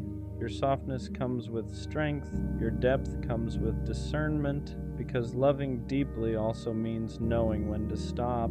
Being a hopeless romantic means waiting doesn't scare you. Settling does. You've seen what happens when people accept love that's almost right. They grow quieter. They grow distant. They start convincing themselves that good enough is enough, and you know that could never be you. You don't want a relationship that slowly drains you. You don't want love that feels like compromise from the very beginning. So you wait, not because you think you're better than anyone else, but because you know yourself. You know how deeply you attach, how fully you commit, how once your heart is in, it doesn't wander. And you also know what happens when that kind of heart ends up in the wrong hands. It gets taken for granted, it gets tested, it gets stretched until it starts hurting more than it should. So patience becomes protection. You don't rush intimacy. You don't force connection. You let people show you who they are before you give them access to who you are. That's not fear. That's wisdom earned the hard way. Some days the waiting feels heavy. You watch people pair off quickly. You hear about relationships that just happened. You wonder if maybe you're overthinking things, but deep down you know the truth.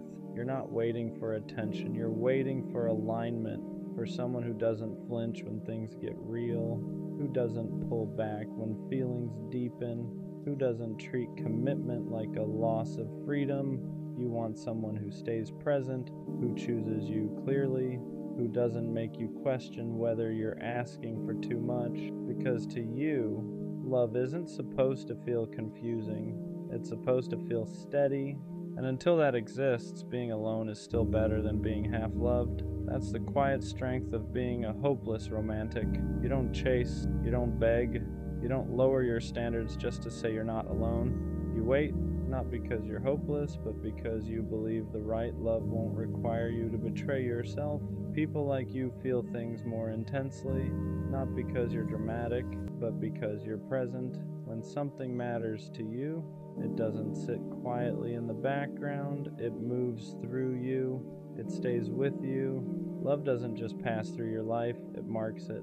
That's why moments linger longer, why memories feel heavier, why connections don't fade easily once they've mattered. And people tell you that's a problem. They say you should care less, detach quicker, move on faster. But they don't understand what intensity really is. Intensity isn't chaos, it isn't instability, it isn't losing control. It's depth. It's the ability to feel joy fully and grief honestly, to experience connection without numbing yourself just to make it easier. You don't skim life, you dive into it. And that's why love feels different to you than it does to most people. You don't forget easily, you don't replace people quickly, you don't treat connection like something interchangeable. When you love, it's intentional. That's why heartbreak hits harder. Because you didn't hold back, you didn't love with conditions, you didn't prepare an exit in advance, you showed up honestly. And while that hurts more in the moment, it also means something important. Nothing about your love was fake. You don't look back wondering if you tried hard enough, if you cared enough, if you were too guarded. You know you gave what you had, and that kind of certainty matters. Intensity becomes a problem only when it's given to the wrong people. With the right person, your depth won't feel overwhelming, it'll feel grounding. They won't ask you to tone it down. They won't joke about you caring too much. They won't treat your feelings like something they need to manage. They'll meet you there, because the truth is, the world doesn't need fewer people who feel deeply. It needs more people who aren't afraid to. And being a hopeless romantic means you refuse to apologize for having a heart that actually shows up. At some point, you learn how to guard your heart without becoming guarded. That's a hard balance for someone like you, because you don't want to turn cold. You don't want to love halfway. You don't want to build walls so high that nothing real can get in. But you also know what happens when you give too much, too soon, to someone who doesn't know how to hold it. So you change, not by loving less, but by loving slower. You stop giving access before effort is proven. You stop filling in the gaps when someone shows you inconsistency. You stop romanticizing potential over behavior, and that doesn't feel natural at first, because you're used to leading with your heart, used to giving people the benefit of the doubt, used to assuming good intentions, but experience teaches you something important. Being open doesn't mean being unprotected. You can still be warm without being available to everyone. You can still be deep without drowning in the wrong places, so you watch, you listen, you notice who shows up consistently and who only appears when it's convenient. You let people reveal themselves instead of rushing to explain them, and that's when your love becomes safer, not smaller. You're still a hopeless romantic. You still believe in connection. You still want that kind of love where effort feels mutual and presence feels natural. But now, you don't mistake interest for intention. You don't confuse words with commitment. You don't chase clarity. You wait to see it. And that patience isn't fear, it's respect for yourself, because you finally understand that the right person won't need you to rush your heart to keep them close. They'll move at a pace that protects what you're building together. And when you feel that, you won't have to second guess it. You'll know. There's a phase every hopeless romantic goes through that feels especially isolating. It's the part where you've learned enough to stop choosing the wrong people, but you haven't met the right one yet. So you're not heartbroken anymore. You're not chasing. You're not settling. You're just alone, and people don't understand that version of you. They assume you've become distant, that you've lost interest, that you've changed, but really you've just stopped forcing connection where it doesn't fit. You're not closed off. You're selective. You're not cold. You're careful. You've reached a place where surface level attention doesn't move you anymore. Small talk feels hollow. Inconsistent effort feels loud. Mixed signals feel exhausting. So you walk away sooner. You disengage faster. You don't explain yourself as much, and that can feel lonely because now you're surrounded by people but not met by anyone. You want depth. You want presence. You want someone who doesn't flinch when emotions enter the room, and until that shows up, nothing else feels worth your heart. This is usually the point where people tell you to lower your standards, to be more flexible, to give someone a chance, but they don't understand what it costs you to love the wrong person. They don't feel the aftermath the way you do, the way it lingers, the way it reshapes you, so you hold your ground, even when it feels quiet, even when it feels like you're the only one still believing in something deeper, because you know this loneliness is different from the loneliness you felt before. Before, you were lonely because you were giving your heart to people who couldn't hold it. Now you're lonely because you're protecting it, and that difference matters. This space isn't empty. It's the space right before alignment. The moment right before someone finally sees the way you love and doesn't ask you to soften it. And even though it's hard, even though it tests your patience, you stay here because you know the right love won't arrive while you're busy entertaining the wrong ones. Being a hopeless romantic was never about fantasy. It was about faith. Faith that connection matters, that loyalty still means something, that choosing one person fully isn't outdated, it's intentional. For a long time, you wondered if this way of loving was something you were supposed to grow out of, if heartbreak was meant to harden you, if disappointment was meant to teach you to want less, but it never did. Every time you tried to love casually, it felt wrong. Every time you tried to detach, you felt empty. Because loving deeply was never a habit you picked up. It was part of who you are. You weren't built to love halfway.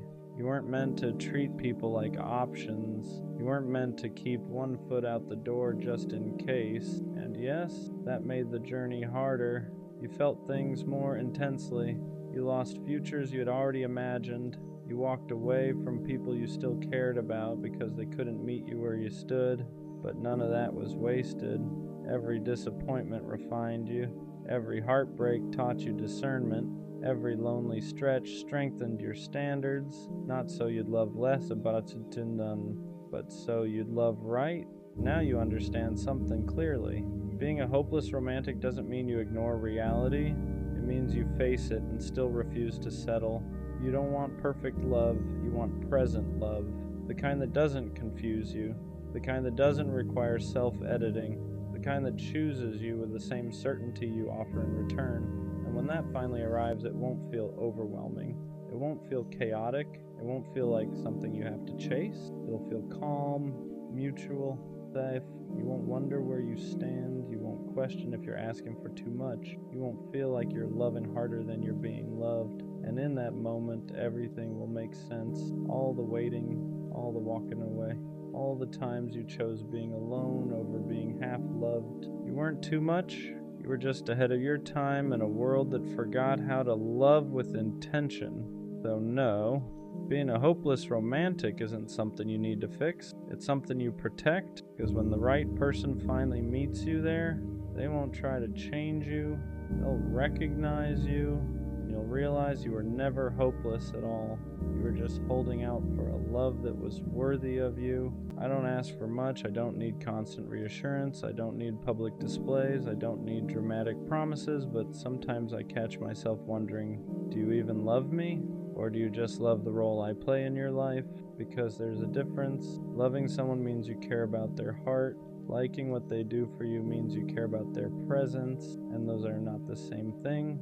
I'm the easy one to love. I don't argue much. I don't complain often. Try to understand before reacting. I adjust. I compromise. I give space when needed. And sometimes I wonder if that's the problem. Because when you're low maintenance, people forget maintenance is still required. Love isn't just staying, it's how you stay. Do you check in on my feelings without me hinting at them? Do you notice when my energy shifts? Do you protect my heart the same way I protect yours? Or do you just assume I'm fine because I don't break down in front of you? I think what hurts the most is not being unloved, it's being loved passively. Loved when it's convenient, loved when you need comfort, loved when I'm strong for you, but quiet when I need the same intensity back. That kind of love feels unbalanced, and imbalance turns into doubt.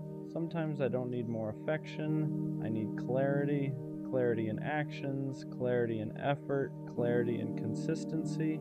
Because love shouldn't feel seasonal, it shouldn't spike when you're lonely and fade when you're comfortable. It should be stable, not loud, stable. I've realized something. If I have to constantly question whether I'm loved, then something is missing. Not necessarily feelings, but expression. Because real love doesn't leave you in confusion. It reassures you without you begging for it. It shows up without you scheduling it. It protects your peace instead of disturbing it. And maybe you do love me. Maybe you just love differently. But here's the truth no one likes to admit. If your version of love doesn't make me feel secure, then it's incomplete, because love isn't just about what you feel internally. It's about what I experience externally. I don't want to beg to feel valued. I don't want to explain why consistency matters. I don't want to teach someone how to treat me with care. If I have to convince you to show up for me properly, that's not partnership, that's negotiation. And love shouldn't feel like negotiation. The scary part is this. I don't want to lose you, but I also don't want to stay somewhere where I feel half chosen.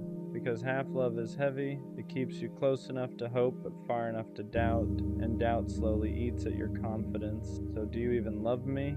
Maybe the better question is, do I feel loved consistently? Do I feel prioritized, protected, considered? Because love shouldn't feel like a mystery. It shouldn't feel like something I have to decode. If I'm loved, I should know. Not because you say it once, but because you show it daily. And if I ever have to keep asking myself whether I'm loved, that might mean I deserve a love that doesn't make me question it at all. I really did love her, not just in the beginning, not just when it was easy. I loved her in the quiet moments, in the normal days, in the in-between. I loved the way she thought, the way she explained things, the way she cared too deeply sometimes. And that's what makes this harder, because it would be easier if I didn't love her, if it was fake, if it was surface level, if it was just attachment, but it wasn't. I loved her, and somehow that still wasn't enough. Love and compatibility aren't always the same thing. That's the part nobody prepares you for.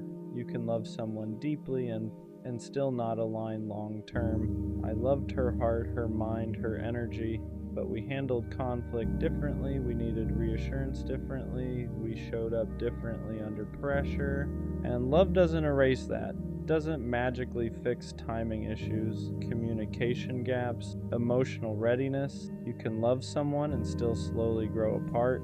You can love someone and still realize you're not building in the same direction, and that doesn't make the love fake, it just makes it human. Loving someone doesn't automatically mean you knew how to love them properly, and that's a hard truth. I loved her the best way I knew how, but sometimes the best I knew wasn't what she needed. She needed reassurance. I gave independence. She needed consistency. I gave effort in waves. She needed clarity. I gave feelings, but not always direction. And that doesn't mean I didn't care. It just means love without emotional maturity can still fall short. I thought loving her was enough, but love isn't just what you feel, it's what you show, what you maintain, what you're disciplined enough to protect. And sometimes you realize you loved someone deeply, but you hadn't learned yet how to love them well. Regret hits different when you know you tried, because it's not like I didn't care. I showed up, I put in effort, I stayed longer than I had before. But effort in the wrong areas doesn't always translate. I tried to fix problems instead of understanding them. I tried to be strong instead of being vulnerable. I tried to prove I loved her instead of learning how she needed to feel it. And that's the painful part. Knowing you weren't careless, just unaware. Regret isn't always about not loving someone. Sometimes it's about realizing you could have loved them better, and by the time you understand that, it's already over. You don't always realize someone's full value while they're still there. Sometimes you notice it in their absence, in the silence where their voice used to be, in the space where their presence felt normal, in the little things no one else does quite the same. The way she checked on me without making it obvious, the way she remembered details I forgot I even shared, the way she stayed patient when I was difficult. When you're used to someone loving you, you can mistake it for something ordinary. But once it's gone, you see how intentional it was. She wasn't too much. She wasn't overthinking. She wasn't needy. She was invested. And I didn't fully understand how rare that was until I felt the difference. Missing someone doesn't automatically mean you should go back. That's the confusing part. Because loneliness can sound like love. Silence can romanticize memories. Distance can soften the hard parts. I miss her laugh, her presence, the way she cared. But I also have to remember why it ended, the miscommunication, the emotional gaps, the moments we both felt unseen. Love alone isn't always enough to rebuild something, because going back requires more than feelings. It requires change, growth, accountability, consistency you didn't have before. And if I can't honestly say, I've grown into someone who can love her better, then missing her isn't a reason to reopen the door. Sometimes you can love someone deeply and still let them go with respect. Loving her changed me, not in a dramatic way, in a quiet, permanent way. She made me more aware, more reflective, more honest with myself. I can't love casually anymore. I can't ignore emotional gaps. I can't pretend effort doesn't matter, because I've seen what real investment looks like. And once you experience that, your standards shift. You stop entertaining half effort. You stop confusing attention with intention. You stop thinking bare minimum is enough. She didn't just teach me how to love. She showed me how I need to be loved. And even though it didn't last, it wasn't meaningless. Some people aren't meant to stay forever. They're meant to upgrade you. Loving her set a new standard. And that's something I can't undo. I can't go back to surface level conversations. I can't go back to inconsistent effort. I can't go back to love that feels half present, because I've felt what depth feels like. I've felt what it's like to be understood without over-explaining, to be cared for without asking twice, to be chosen without confusion. And once you experience that, you can't pretend it doesn't matter. It ruined average for me. Not in a bitter way, in a mature way. Now I know what intentional love looks like. Now I know what emotional safety feels like. Now I know what real effort is, and I won't lower that standard just because I miss her. Loving her made me more careful, but not closed off, more intentional. I don't rush feelings anymore. I don't say I love you just because it feels right in the moment. I don't assume connection automatically means compatibility. I pay attention now to effort, to consistency, to whether we're building or just vibing. Because when you've loved someone deeply and lost them, you understand the weight of it. Love isn't casual to me anymore. It's responsibility, it's discipline. It's showing up even when it's inconvenient. And maybe that's the real proof that I loved her. She didn't make me bitter, she made me intentional. Was loving her worth it? Even though it ended? Yeah. Because not all love is meant to last forever. Some love is meant to teach you who you are, who you're not, who you're becoming. I loved her, and even though we didn't make it, that love wasn't wasted. It showed me my gaps. It exposed my immaturity. It forced me to grow. It raised my standards. It deepened my emotional awareness. It changed how I show up now, and that matters, because one day when I love someone again, I'll love clearer, stronger, more consistently, not because I forgot her, but because loving her made me better. So yeah, it hurt, it ended, but I really did love her, and that will always mean something. I don't think I was ever her first choice. Not really. At the time I thought I was. She talked to me every day. She laughed at my jokes. She told me things she said she didn't tell anyone else. And when someone gives you that kind of attention, it's easy to believe you're the person they truly want. So I believed it. I believed that when she said she cared, she meant it. I believed that when she chose to spend time with me, it meant I mattered. I believed that whatever we were building was real. But looking back now, there were small signs I ignored, little moments where something didn't fully add up, times where she seemed unsure about us, times where her attention felt divided, times where it felt like she was still searching for something, even while she was with me. At the time, I brushed those moments off, because when you care about someone, you don't want to believe you're just an option. You want to believe you're the decision. So I stayed patient, I stayed loyal, I kept showing up the same way every day. But the truth is, when someone sees you as their first choice, you don't feel uncertain about it. You don't feel like you're competing with invisible possibilities.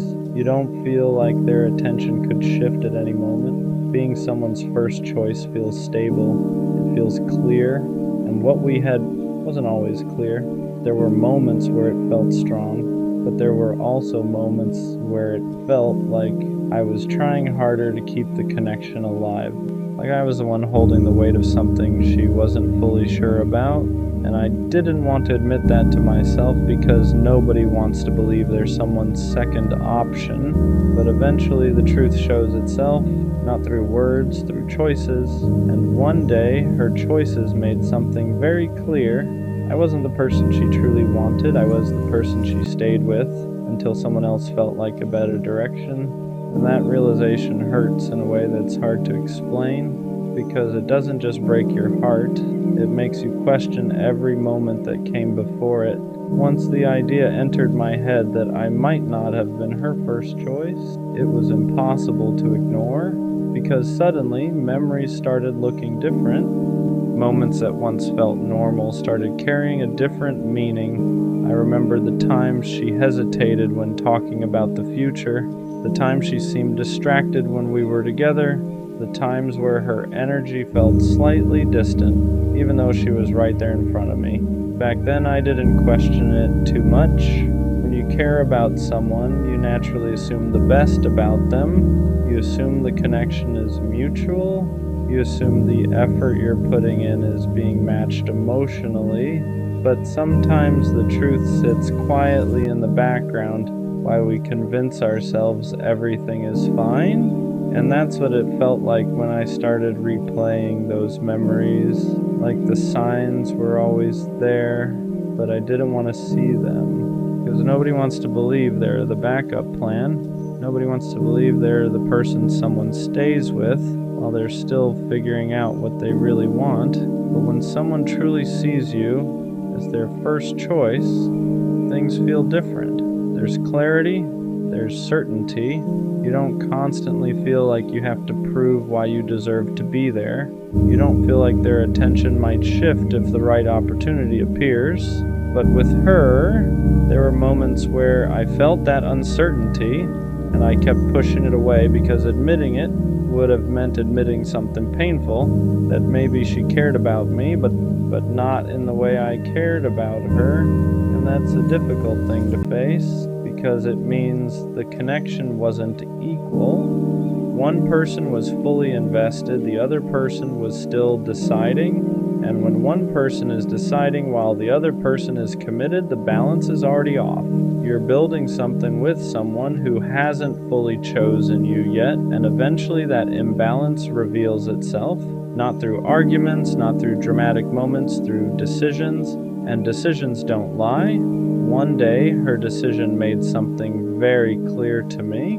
I wasn't the person she was always sure about. I was the person she stayed with, while she kept wondering if someone else might be a better choice. When you start realizing you were never someone's first choice, the hardest part isn't the breakup. It's the realization that you were trying to win a place in someone's life that was never fully yours.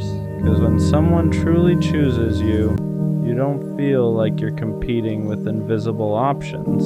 You don't feel like their attention could disappear the moment something new shows up. You don't feel like you constantly have to prove why you deserve to be there. But with her, that feeling existed sometimes, not all the time, just enough to quietly sit in the back of my mind. There were moments where everything felt perfect. We talked for hours, we'd laugh like nothing else in the world mattered. And during those moments, I believed completely that I was the person she wanted.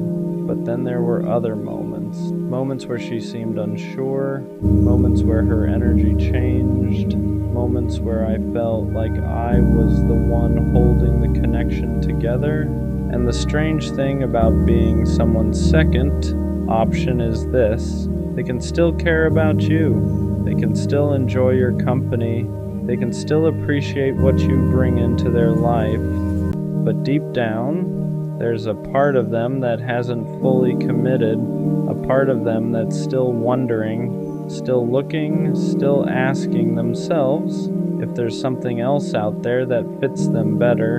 And that's a painful place to stand in someone's life, because while you're building something real, they're still evaluating it. You're investing, they're deciding, you're certain, they're uncertain, and when one person is certain while the other person is unsure, the outcome is almost always the same. Eventually, the person who was unsure finds a direction that feels clearer to them. And when that happens, the person who was giving everything suddenly realizes something heartbreaking. They were never the final decision. They were the temporary one. The moment I finally accepted that I was never her first choice, everything started making more sense. For the longest time, I thought the problem was something I did wrong. Maybe I didn't say the right things. Maybe I didn't keep things exciting enough. Maybe I should have noticed the distance sooner. Your mind does that when someone walks away.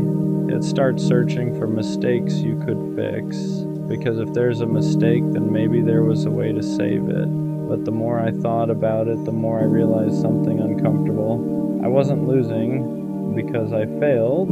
I was losing because she was never fully choosing me to begin with. There's a big difference between someone being with you and someone being certain about you. At the time, I thought those were the same thing, but they're not. Someone can spend time with you, someone can laugh with you, someone can even care about you, and still not see you as the person they're fully committed to. And when someone isn't fully committed, their heart stays open to other possibilities.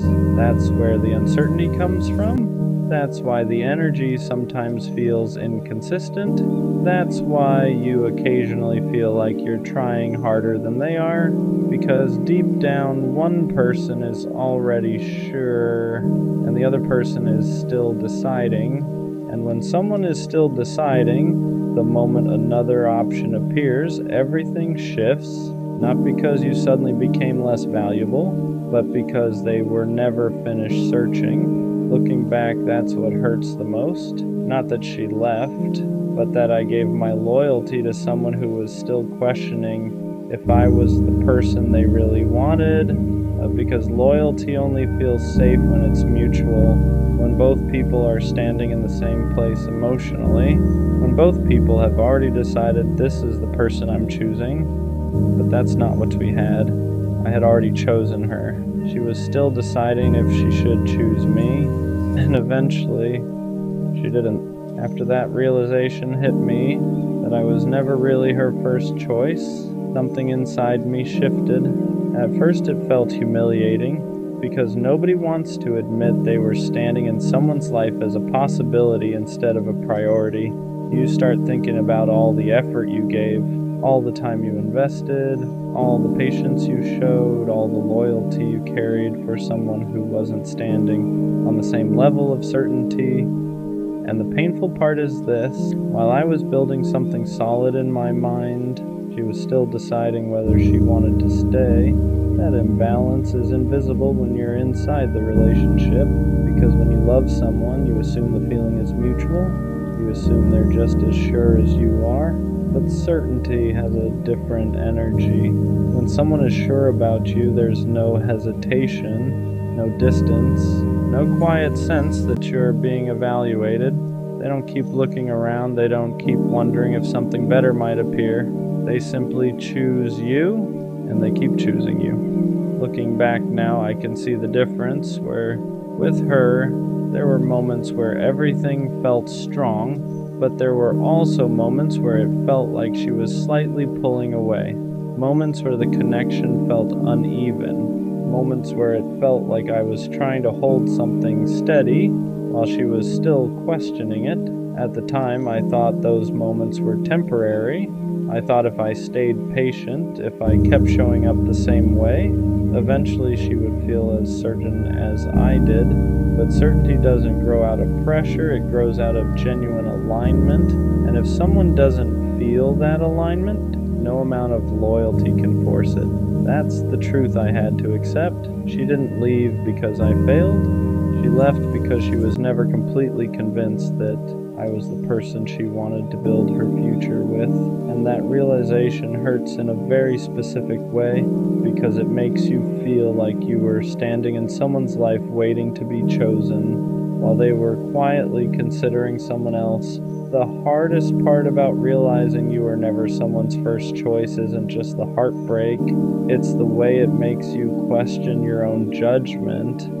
Because when you look back, you start wondering how you didn't see it sooner, how you didn't notice the hesitation, how you didn't recognize the moments where her energy didn't fully match yours. But the truth is, when you care about someone, you don't analyze them like a stranger. You trust them, you take their words seriously, you assume the connection means the same thing to them as it does to you. So when she said she cared, I believed her. When she spent time with me, I thought it meant I was important to her. When we talked about things that felt personal, I thought that meant we were building something real. And maybe in her own way she did care. But caring about someone and being certain about them are two completely different things. Someone can care about you and still not see you as their future. Someone can enjoy being with you while still wondering if someone else might feel more right. And when someone is still wondering, you end up standing in a very fragile place in their life, because the moment something new appears, something that feels more exciting, more aligned, or simply different, their uncertainty starts leaning in a new direction. And that's what eventually happened. She didn't suddenly stop liking me. She just found someone she felt more sure about. And the moment that happened, everything changed. The attention shifted, the conversations faded, the connection that once felt strong suddenly felt like it was slipping through my hands. In that moment, I finally understood something I had been avoiding. I wasn't losing my place in her life. I was losing the position I never truly had. I wasn't the person she had fully chosen. I was the person she stayed with while she was still deciding. Once I accepted that I was never her first choice, another realization started settling in. I wasn't just hurt because she left, I was hurt because of what it revealed about the entire relationship. Because when you think someone chose you, you build your whole mindset around that belief. You become loyal, you become patient, you invest your time and your emotions because you believe the other person is standing in the same place as you. But when you realize they weren't, it changes how you see everything that happened before. I started noticing the imbalance more clearly. The moments where I adjusted my schedule to make time for her. The moments where I tried to fix problems because I thought the relationship mattered equally to both of us. The moments where I stayed calm and patient during times she felt distant. I thought I was protecting something meaningful, but now I understand something I didn't see then. I was protecting a relationship that she was still questioning, and when one person is protecting something while the other person is still deciding if they even want it, the outcome is almost inevitable, because eventually the person who's unsure finds something that feels more certain. And when that happens, the person who was investing everything suddenly realizes something painful. They were standing in someone's life waiting to be chosen by someone who had never fully chosen them in the first place. That's a difficult truth to accept, because it forces you to admit that the relationship meant more to you than it did to them. It forces you to admit that while you were building something in your mind, they were still exploring their options, and that realization hits your pride in a way that's hard to describe. Not because you hate the other person, but because it makes you question your own judgment. It makes you wonder how you didn't see the difference between being valued and being temporarily convenient. But over time, I started understanding something important. Being someone's first choice isn't something you should have to fight to become. It isn't something you should have to prove you deserve. When someone truly sees you as their first choice, it feels clear, it feels stable. You don't spend your time wondering if someone else might replace you, because they've already decided where they stand. And with her, that decision was never fully made, not in the way I thought it was. After enough time passed, the pain of realizing I was never her first choice slowly started turning into something else.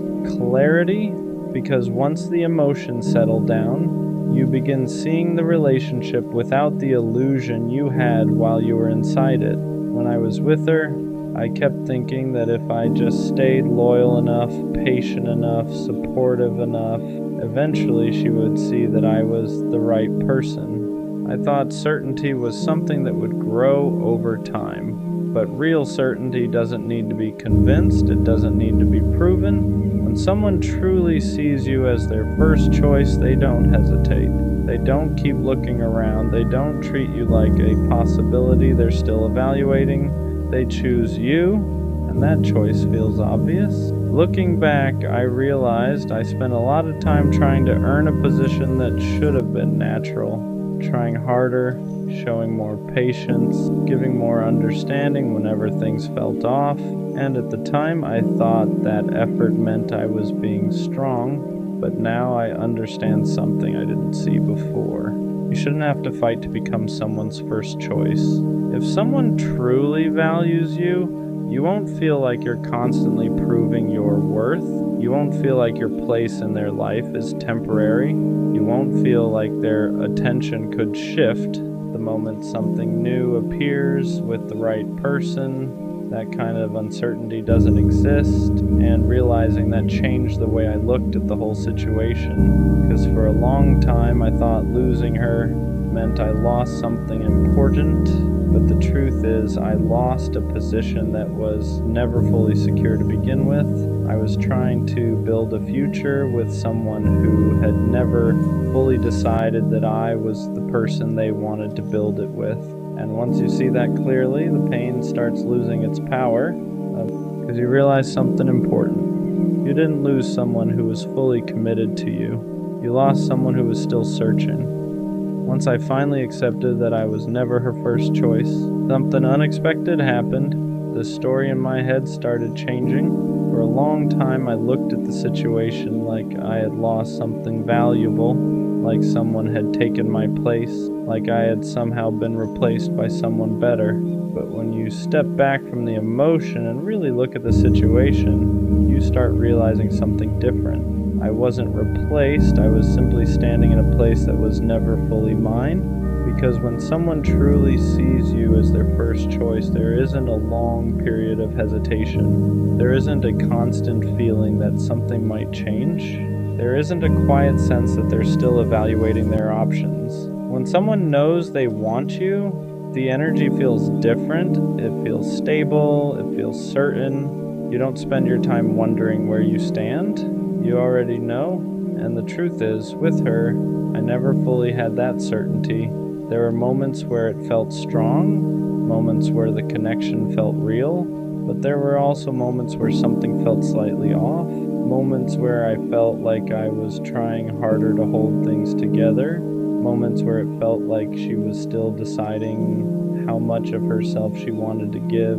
At the time, I ignored those feelings, because when you love someone, you want to believe the connection is mutual, you want to believe the effort is balanced, but effort and certainty are two different things. Someone can enjoy what you give them while still being unsure if you're the person they truly want. And when someone is unsure, their heart is still open to other possibilities. That's what eventually happened. She didn't suddenly stop caring about me. She simply found someone she felt more certain about. And once that certainty appeared, my place in her life disappeared. At first, that realization felt humiliating, but over time it started feeling like clarity, because it reminded me of something important. You shouldn't have to fight to become someone's first choice. If someone truly values you, that position is obvious. Looking back now, the hardest part about realizing I was never her first choice wasn't the breakup, it was the lesson. Because it forced me to understand something about relationships that I didn't fully grasp before. Love isn't just about how much you care about someone. It's about whether that care is equally returned. You can be loyal, you can be patient, you can give someone your time, your attention, and your effort. But if the other person hasn't fully chosen you, none of that guarantees they'll stay. And that's a painful truth to learn, but it's also an important one because it changes the way you look at relationships moving forward. It teaches you that being someone's first choice isn't something you should have to earn through constant effort. It should be something they feel naturally, something they decide clearly, something they show through their actions. Because when someone truly chooses you, you won't feel like you're competing with invisible possibilities. You won't feel like their attention could disappear at any moment. You won't feel like you're just temporarily filling a space in their life. You'll feel secure, you'll feel valued, you'll feel chosen, and that's the kind of connection everyone deserves. For a long time, I thought realizing I was never her first choice meant I had lost something important, but now I see it differently.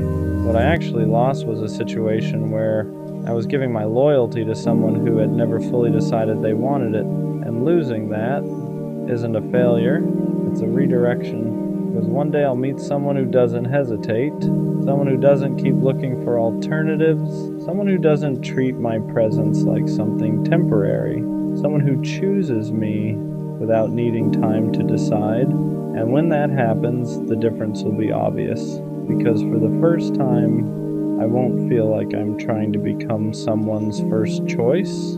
I'll simply know that I already am. I don't think I've ever been someone's first choice. Not immediately. Not without hesitation. I've been liked, wanted, texted every day. But when it came down to it, there was always a pause. Let me think. I'm not sure what I want. The timing isn't right. And you start noticing a pattern. You're good enough to keep around, good enough to talk to, good enough to feel close to, but not good enough to be picked without doubt. And that does something to you, because you don't want to compete. You don't want to prove yourself. You don't want to convince someone to see what's already there. You just want one person who doesn't hesitate, one person who doesn't compare you, doesn't explore other options, doesn't need to figure it out, just chooses you. And when that hasn't happened yet, the question creeps in quietly. Is there something about me that makes people unsure? When you're never the first choice, you start overperforming. You become extra understanding, extra patient, extra available, you respond faster, you give more reassurance, you try to be easier to love, because maybe if you're perfect enough, they won't hesitate. Maybe if you don't complain, don't ask for too much, don't pressure them, they'll finally pick you confidently. So you adjust, you downplay your needs, you accept the bare minimum, you tell yourself you're just being mature, but really, you're trying to secure a spot, you're trying to prove that you're worth choosing. And the painful part is this: even when you give your best, even when you're thoughtful, loyal, consistent, they still hesitate. And that's when it hits. It was never about you not doing enough. It was about them not being sure. And no amount of overperforming can fix someone else's uncertainty. After a while, it stops feeling like coincidence. It starts feeling like proof. Proof that maybe you're missing something, that maybe there's a quality you don't have, that maybe you're just almost exciting enough, almost attractive enough, almost unforgettable. And when you sit with that long enough, it begins to chip at your confidence. You start comparing yourself to the people they did choose. What do they have that I don't? What do they do differently? Why was it easier to commit to them? And the dangerous part? You begin to rewrite yourself in your head. Maybe I'm too available, too soft, too deep, or maybe not enough of something else. So you question your personality, your timing, your worth. But here's the truth that hurts before it heals. Someone else's preference is not a measurement of your value. You can be incredible and still not be someone's first choice. Not because you're lacking, but because alignment isn't forced. And just because someone didn't see you clearly doesn't mean you weren't clear. It just means they weren't your person. At some point you get tired, not bitter, not angry, just tired. Tired of feeling like you're competing without signing up for a competition. Tired of being compared to other options. Tired of waiting for someone to decide. Tired of proving you're worth choosing. And something shifts. You stop trying to outshine anyone. You stop adjusting yourself to win. You stop playing it cool just to stay in the running. Because love isn't supposed to feel like auditions. You shouldn't have to outperform someone to be valued. You shouldn't have to worry about whether you're the best option available. You either align or you don't. And once you realize that, you stop competing. You don't fight for a spot. You don't beg to be prioritized. You don't argue your value. You just observe. If someone's unsure, that's your answer. Not because you're not enough, but because you refuse to be an option. And the moment you stop competing, you stop feeling small, because you remember something important. You're not here to be the best choice in a lineup. You're here to be the only choice for the right person. The moment you refuse to compete, your standards rise automatically. You stop accepting, let's see where this goes. You stop entertaining mixed signals. You stop tolerating being someone's backup plan. Because if someone has to compare you, they're not aligned with you. It's that simple. You don't need to be better than anyone else. You don't need to win. You don't need to outperform. You just need someone who sees you and doesn't hesitate. And once you decide you're no longer an option, you start moving differently. You don't over-explain. You don't over-give. You don't overstay. If someone's energy feels unsure, you don't chase clarity, you step back, not to play games, not to test them, but because you value yourself enough to not beg for certainty. And here's the truth: the right person won't need alternatives. They won't weigh you against other options. They won't keep you around while exploring. They'll know. And when you finally believe you deserve that kind of clarity, you stop asking, why am I never the first choice? Because you realize you were just giving your energy to people who weren't capable of choosing fully. Being someone's second option was never your identity. It was a season, a pattern you tolerated, a dynamic you accepted, a lesson you hadn't learned yet, but it was never who you are. You weren't born to compete for attention. You weren't designed to be compared. You weren't meant to sit around waiting for someone to decide if you're enough. That was just a chapter, and chapters end. What you thought was rejection was actually redirection. Because imagine being fully chosen by someone who had to debate it. Imagine building something with someone who once hesitated. That foundation would always feel shaky. So maybe not being first protected you from being second in someone's heart. Maybe every time someone paused, it was life removing you from something that wasn't certain. You weren't overlooked, you were misaligned.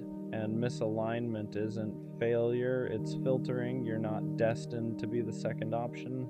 You were just learning what it feels like, so you'd never accept it again.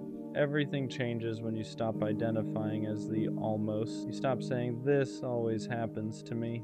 You stop expecting to be overlooked, stop bracing for hesitation, stop assuming you'll be compared, because when you carry the identity of being second, you unconsciously accept second-place behavior. You tolerate inconsistency, you excuse uncertainty, you stay longer than you should, but the moment you decide that's not who you are, your tolerance drops. You don't romanticize mixed signals. You don't wait around for someone to decide.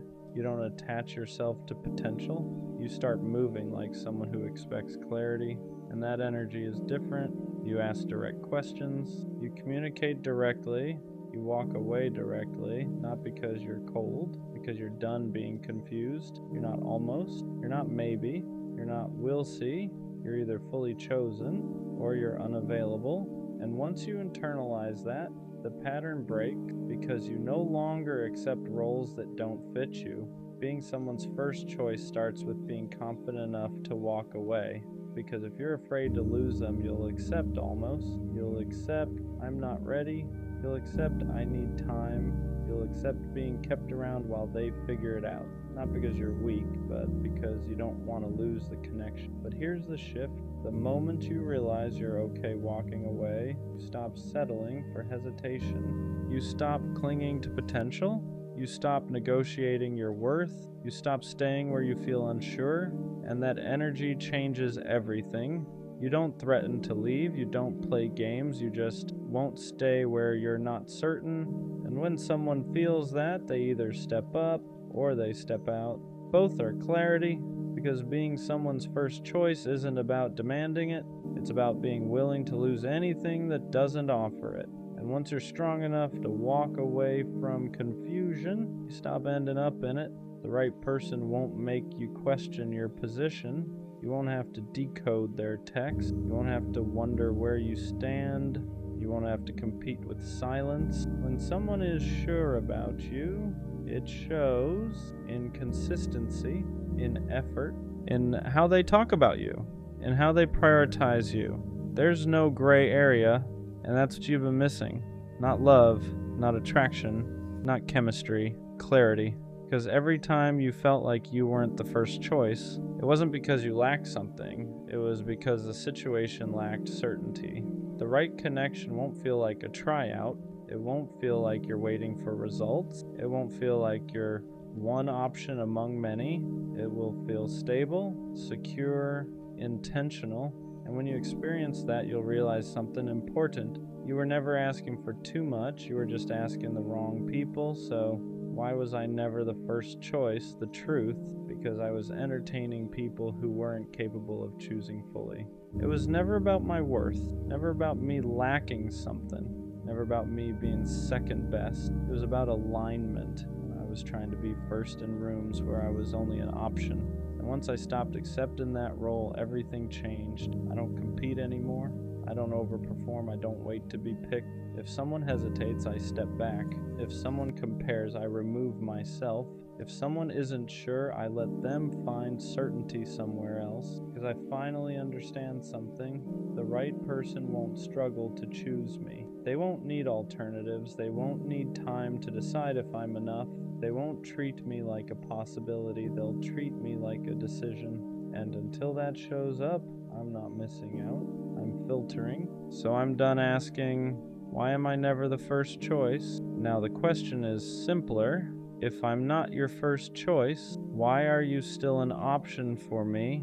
And that's the shift. For the longest time, I thought she loved me, not just liked me, not just enjoyed being around me. I thought she actually loved me because she talked to me every day. She wanted to know what I was doing. She asked about my life like it mattered to her. And when someone shows you that kind of attention, it's easy to believe the feelings behind it are real. So I believed it. I believed the late night conversations meant something deeper. I believed the way she smiled when we talked meant she cared. I believed all the time we spent together was building something real. But looking back now, I think she didn't love me. I think she loved the attention. There's a difference. When someone loves you, they care about who you are, your thoughts, your struggles, your future. They care about the person standing in front of them. But when someone loves the attention, the focus isn't really on you, it's on how you make them feel. The compliments, the validation, the feeling of being wanted. And for a while I was giving her all of that.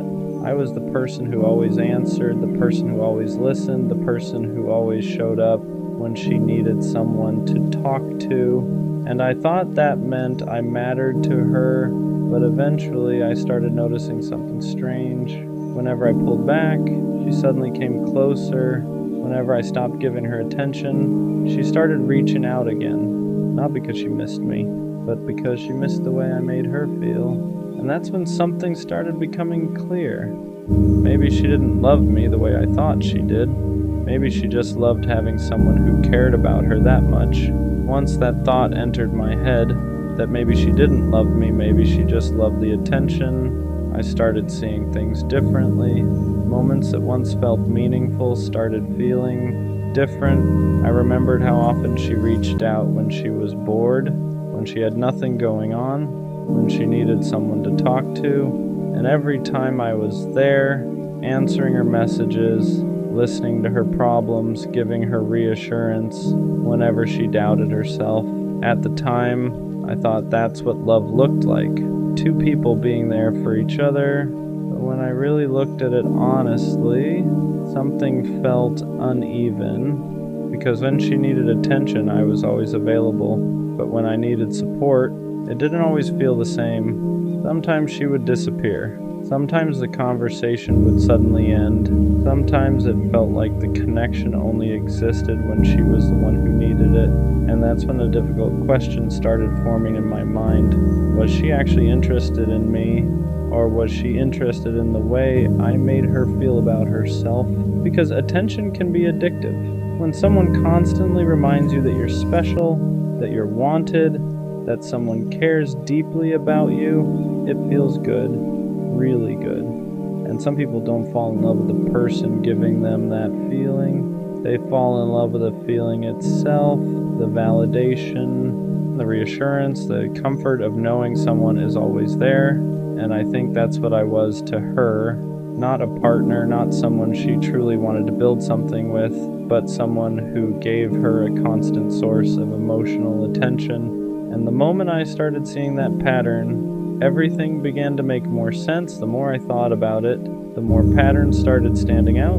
Because when someone actually loves you, their presence in your life is consistent. They don't only show up when they need something. They don't only reach out when they're bored. They don't only care when the attention is focused on them. But with her, the connection always seemed to revolve around how she felt. If she had a bad day, I was the first person she called. If she felt insecure, I was the one reminding her how amazing she was. If she needed someone to listen, I was always there.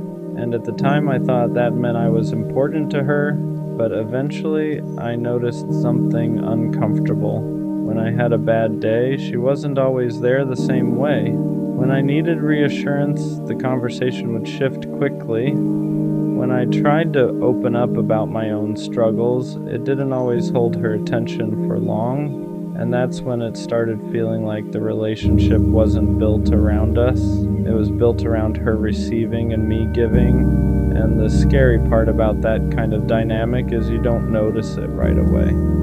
Because when you care about someone, giving feels natural. You don't keep score.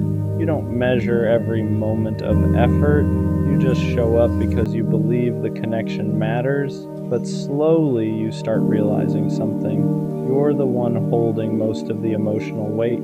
You're the one keeping the conversations alive. You're the one making sure the connection doesn't fade. And when you stop doing that, everything changes. That's when the real truth shows itself. Because the moment I stopped giving her constant attention, something strange happened. She didn't start fighting harder for the connection. She didn't try to understand what changed. Instead, the distance grew. And that's when I realized something that hurt more than the breakup itself. She didn't miss me. She missed the attention I gave her. Realizing that she didn't miss me, she missed the attention, was one of the hardest truths to accept. Because when you care about someone deeply, you don't want to believe that your place in their life was built around something that shallow. You want to believe the connection meant something real, that the conversations mattered, that the time you spent talking late at night actually meant you were building something. But once I started paying attention to the pattern, it became impossible to ignore. Whenever I gave her attention, everything felt great. She was warm, engaged, interested. She would laugh more, reply faster, make it seem like we had this deep connection. But the moment that attention slowed down, everything changed. Suddenly the conversations felt shorter, the interest faded, the energy shifted, and that's when it finally clicked. Her feelings weren't connected to me. They were connected to the attention I was giving her. Because when someone loves you, their connection doesn't disappear just because the attention changes. But when someone loves the attention, the moment that validation slows down, so does their interest. And looking back now, that explains everything.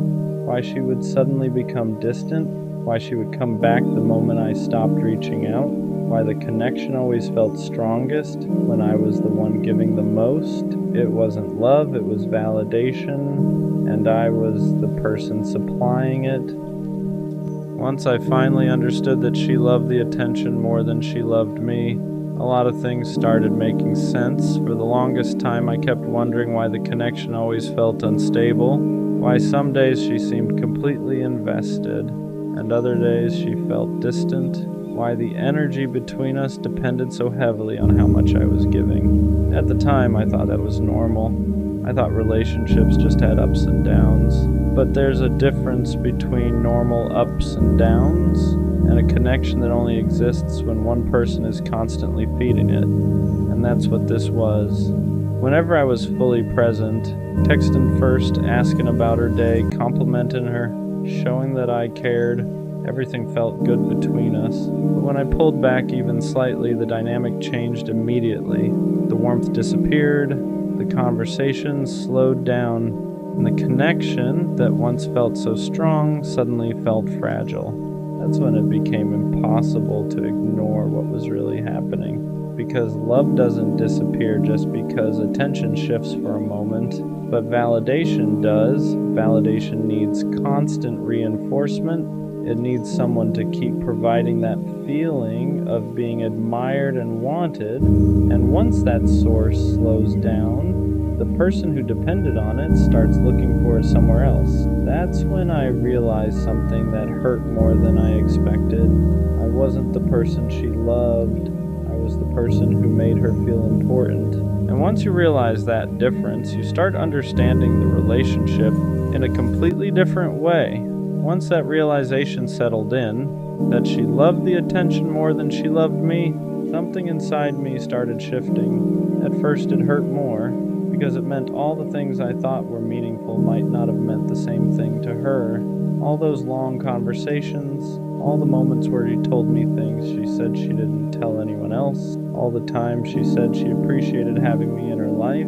I thought those things meant we were building something real, but now I started seeing them through a different lens. Maybe she didn't say those things because she loved me. Maybe she said them because she loved the feeling of having someone who cared about her that much. And that's a dangerous dynamic, because when someone becomes your main source of validation, it feels powerful. You You feel admired, you feel important, you feel like someone is always there to remind you that you matter. But that feeling isn't the same as love. Love cares about the person giving the attention. Validation only cares about the feeling it creates. And the more I thought about it, the more I realized something uncomfortable. Whenever I tried to shift the focus of the relationship, whenever I wanted something deeper, the energy changed. If I asked serious questions about where things were going, if I talked about building something more stable, if I needed emotional support myself, that's when the connection suddenly felt weaker. Almost like the relationship only worked when I was the one giving, not when I needed something back. And that's when the truth became impossible to ignore. The relationship wasn't built on mutual connection. It was built on attention, and I was the one providing it. After I understood that the relationship was built more on attention than love, another uncomfortable truth started showing itself. I wasn't just giving attention, I was maintaining the entire connection. I was the one making sure the conversation didn't die. I was the one checking in first. I was the one asking how she was doing, making sure she felt heard, making sure she felt valued. And at the time, I didn't see that as a problem. When you care about someone, putting in effort feels natural. You don't think about it like a transaction. You think about it like loyalty. But over time, I started noticing something. The relationship only felt alive when I was feeding it. Whenever I stepped back, even a little, everything started fading. The messages slowed down, the energy dropped. The connection that once felt strong suddenly felt fragile, and that's when it hit me. Love doesn't disappear the moment someone stops giving constant attention, but validation does. Validation needs fuel. It needs someone constantly reminding you that you're wanted, that you're interesting, that someone is thinking about you. And the moment that fuel slows down, the person who depended on it starts feeling empty. That's when they either come back asking for more, or they go find someone else who will give it to them. And I think that's what I was to her. Not a partner, not someone she truly wanted to build something with. I was a source of attention, a source of validation, a source of emotional reassurance. And once you realize you were someone's source, not their choice, the whole relationship starts looking different. Once I accepted that I was just a source of attention for her, something else started becoming clear. The connection only existed when it benefited her emotionally. Whenever she needed reassurance, I was important. Whenever she felt lonely, I mattered. Whenever she needed someone to remind her that she was attractive, interesting, or worth talking to, suddenly I was the person she wanted to talk to again. But the moment she felt good again, the moment that emotional gap inside her was filled, something would change. The urgency would disappear. The replies would slow down, the energy would fade, and I would sit there wondering what I did wrong. For a long time, I blamed myself for those shifts. I thought maybe I said something wrong. Maybe I wasn't interesting enough. Maybe I didn't keep the excitement alive. But once you understand the difference between love and attention, everything makes more sense. Love stays even when the excitement fades. Love stays even when you're not constantly entertaining someone. Love stays even when the validation slows down for a moment. But attention doesn't work like that. Attention is temporary. It's something people chase when they need to feel good about themselves. And once they get that feeling again, they don't always need the person who gave it to them anymore. Looking back, that explains why the connection always felt inconsistent. It explains why some days she felt deeply invested in us all, and other days it felt like she barely noticed I existed, because I wasn't the person she loved. I was the person she turned to whenever she needed to feel important. And once I saw that clearly, the whole relationship started making sense in a way it never had before. For a while, realizing that hurt more than anything else, because nobody wants to believe they were just someone's source of attention. You want to believe the connection meant something deeper. You want to believe the time you invested mattered in the same way for both of you. But eventually something changed in the way I saw it. I stopped feeling embarrassed about how much I cared, because caring deeply isn't the problem. The problem is giving that level of attention to someone who only values the feeling it gives them. And that's a big difference. There's nothing wrong with being loyal. There's nothing wrong with showing up for someone you care about. The mistake is believing that everyone who accepts your attention values it the same way you do. Some people appreciate attention, other people depend on it. And the people who depend on it will keep you close as long as you keep feeding that feeling inside them. But the moment the attention stops, the connection disappears, not because they suddenly stop liking you, but because the feeling they were chasing isn't coming from you anymore. And once you understand that, something inside you changes.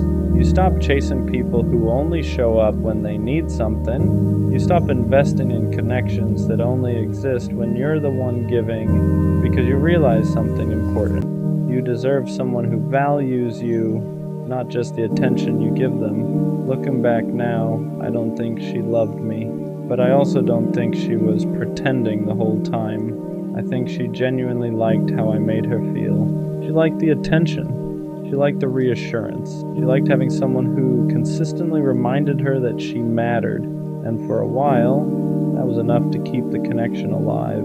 But attention alone can't build something real. Because the moment that attention stops, there's nothing holding the relationship together. And that's exactly what happened. Once I stopped constantly feeding the connection, it disappeared.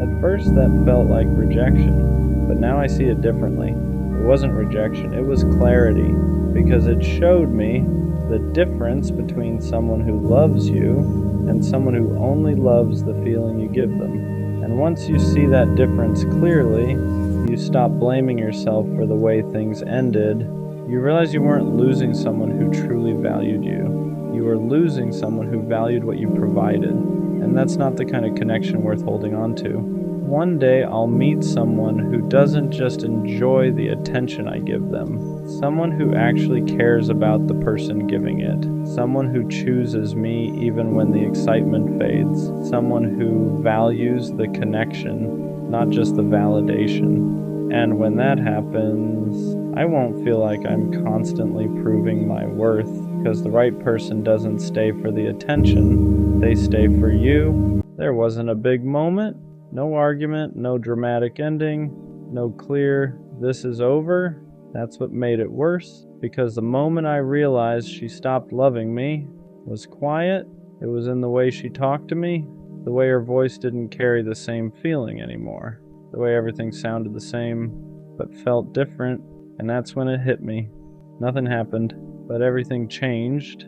At first I tried to ignore it, because when something shifts like that, your first instinct isn't to accept it, it's to explain it. Maybe she's just tired, maybe she's stressed, maybe she just needs time. So I kept talking to her like nothing changed. Like if I stayed the same, things would go back to how they were, but they didn't. The conversations were still there, but the feeling wasn't. She still replied, still answered, still kept things going just enough, but something was missing. That energy, that warmth, that feeling like she actually wanted to be there, and you can feel that difference even if you don't want to admit it. It wasn't what she said, it was how she said it. Shorter replies, less emotion, less effort to keep things alive, like I was someone she talked to, not someone she was connected to. And that's when it started sinking in, because love doesn't disappear all at once. It fades slowly, quietly, until one day you realize you're the only one still holding on to what it used to be. And that realization hits in the smallest moments. A dry reply, a delayed answer, a conversation that used to flow that now feeling forced. I kept thinking it would come back, that maybe it was just a phase, that maybe I just needed to be more patient, so I stayed. I kept showing up the same way, hoping she'd meet me there again, but she didn't, and that's when it finally clicked. Not in a dramatic way, just a quiet realization. I'm still here, but she's not really. Not in the way she used to be. That's the hardest kind of ending, Because nothing officially ended, there's no clear moment to point at. Just a slow shift until you're standing in something that looks the same, but doesn't feel the same at all. And once you feel that, you can't unfeel it. You can try to ignore it, try to convince yourself it's temporary, but deep down, you know, something changed, and it's not coming back. The moment I realized she stopped loving me was the moment I stopped feeling loved by her. No words, no explanation, just a feeling that wasn't there anymore. And now I understand something clearly. Love doesn't just live in words, it lives in effort, in presence, in consistency.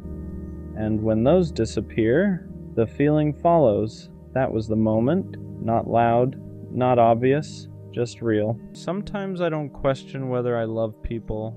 I know I do. I love intentionally, I love in details, I love in the quiet ways that don't always get noticed. I remember the small things you said 3 months ago. I notice when your voice sounds slightly different. I pay attention to your moods without you having to explain them. If you're overwhelmed, I adjust. If you're distant, I check in. If you're hurting, I feel it too. So when I sit alone and that thought creeps in, am I actually loved the same way? It doesn't come from insecurity.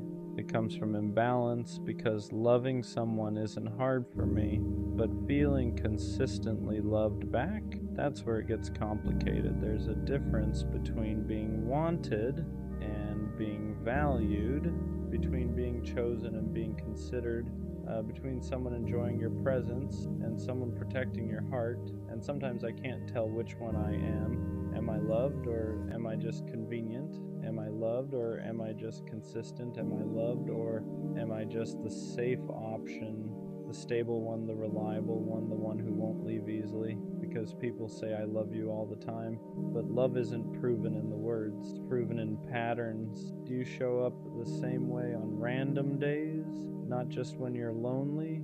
Do you care about my emotions when they're inconvenient? Do you notice when I go quiet, or do you only feel my absence when I stop giving? That's the part nobody talks about. You can be in a relationship, you can be talking every day, you can be physically close and still feel emotionally unsure, still feel like you're giving more than you're receiving, still feel like if you stop trying so hard, everything would fall apart. And if that's true, is that love? Or is that maintenance? I don't need constant reassurance. I don't need over-the-top affection. I don't need dramatic gestures. But I need to feel secure. I need to feel like I matter when I'm not performing strength. I need to feel like I'm loved even on the days I'm quiet, tired, distant, not at my best. Because real love doesn't just enjoy you when you're easy. It stays steady when you're human. And I think that's what scares me, the possibility that I'm loved for what I provide, not for who I am, loved for my stability, loved for my patience, loved for my understanding, but not deeply studied, not emotionally prioritized, not carefully handled. And if I'm being honest, I don't want half love. I don't want to be someone's comfort without being their commitment. I don't want to be someone's peace without being their priority. So yeah, sometimes I sit with that quiet question. Am I actually loved, or am I just really good at loving others? The hardest part about questioning love is that it doesn't always come from obvious neglect, doesn't always come from cheating or lying or someone clearly mistreating you. Sometimes it comes from subtle absence, from emotional gaps you can't quite explain, from feeling like you're standing next to someone but not fully with them. Because love isn't just about presence, it's about engagement. It's about whether someone studies you the way you study them. I ask myself things like, if I stopped initiating, how long would it take for them to notice? If I didn't send the good morning text, would they send one first? If I went quiet for a few days, would they check in because they care or because they're bored? And I hate that those thoughts even exist, because when love feels secure, you don't test it in your head, you don't calculate effort, you don't keep mental score, you just exist inside it peacefully. But when love feels uneven, your brain starts tracking patterns. Who apologizes first? Who makes more time? Who adjusts more? And And that's when the doubt begins. Not loud doubt, quiet doubt. The kind that sits in your chest at night. The kind that makes you reread conversations. The kind that makes you wonder if you're asking for too much or just asking the wrong person. I don't want dramatic love. I don't want obsession. I don't want someone who can't function without me. I want someone who chooses me consciously, daily, not because I'm easy, not because I'm stable, not because I don't cause problems, but because they genuinely value me, because they care about my internal world, because they don't want to risk losing me through laziness or emotional distance. That's the difference. You can love someone and still be careless. You can love someone and still take them for granted. You can love someone and still assume they'll never leave. But being loved properly, that feels intentional. It feels protected. It feels like someone is actively maintaining the connection, not just enjoying it. And sometimes I wonder, if I pulled my energy back to neutral, if I stopped overcompensating, if I loved at the same level I was receiving, would it still feel strong? Or would everything start crumbling? Because if my effort is what's holding us up, that's not love, that's imbalance disguised as loyalty, and I don't want to resent someone for something I never addressed, but I also don't want to keep shrinking just to avoid conflict. I want to feel wanted loudly enough that I don't question it silently. I want to feel secure enough that I don't rehearse conversations in my head. I want to feel chosen in a way that removes doubt instead of feeding it, because love shouldn't feel like something you constantly measure. It should feel like something you rest inside, and until I can sit in it, without wondering if I matter the same way, I think that question will always echo softly. Am I actually loved, or am I just deeply loving?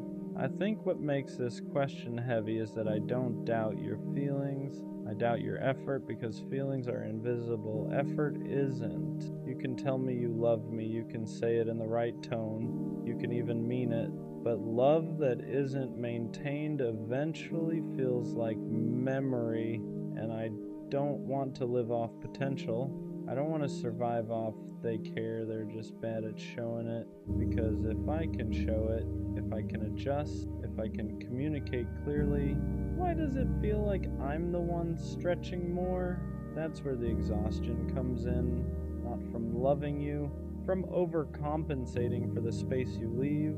There's a specific loneliness that comes when you're the emotionally aware one, when you're the one who brings things up calmly, when you're the one who says, let's talk about it, when you're the one who makes sure small issues don't become big ones. And sometimes I wonder, if I stopped being that person, would you step into that role?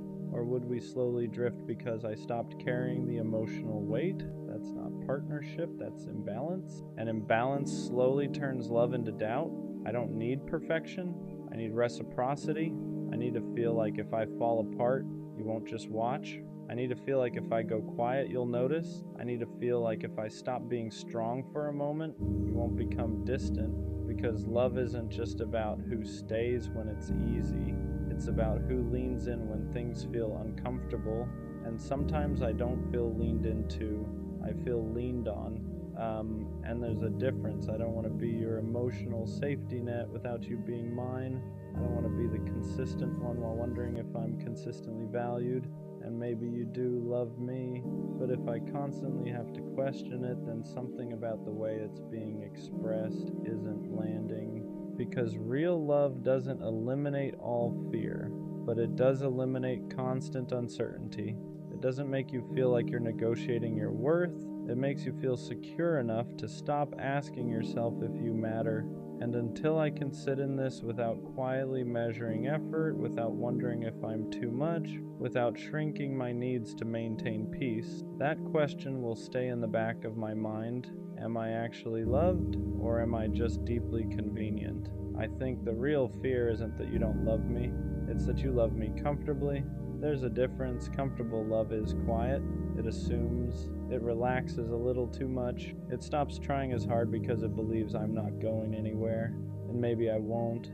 but that doesn't mean I don't notice the shift. In the beginning, effort feels automatic. You call just to hear my voice. You ask questions and actually wait for the answers. You care about how my day went, not just what happened. But once things feel stable, do you still pursue me?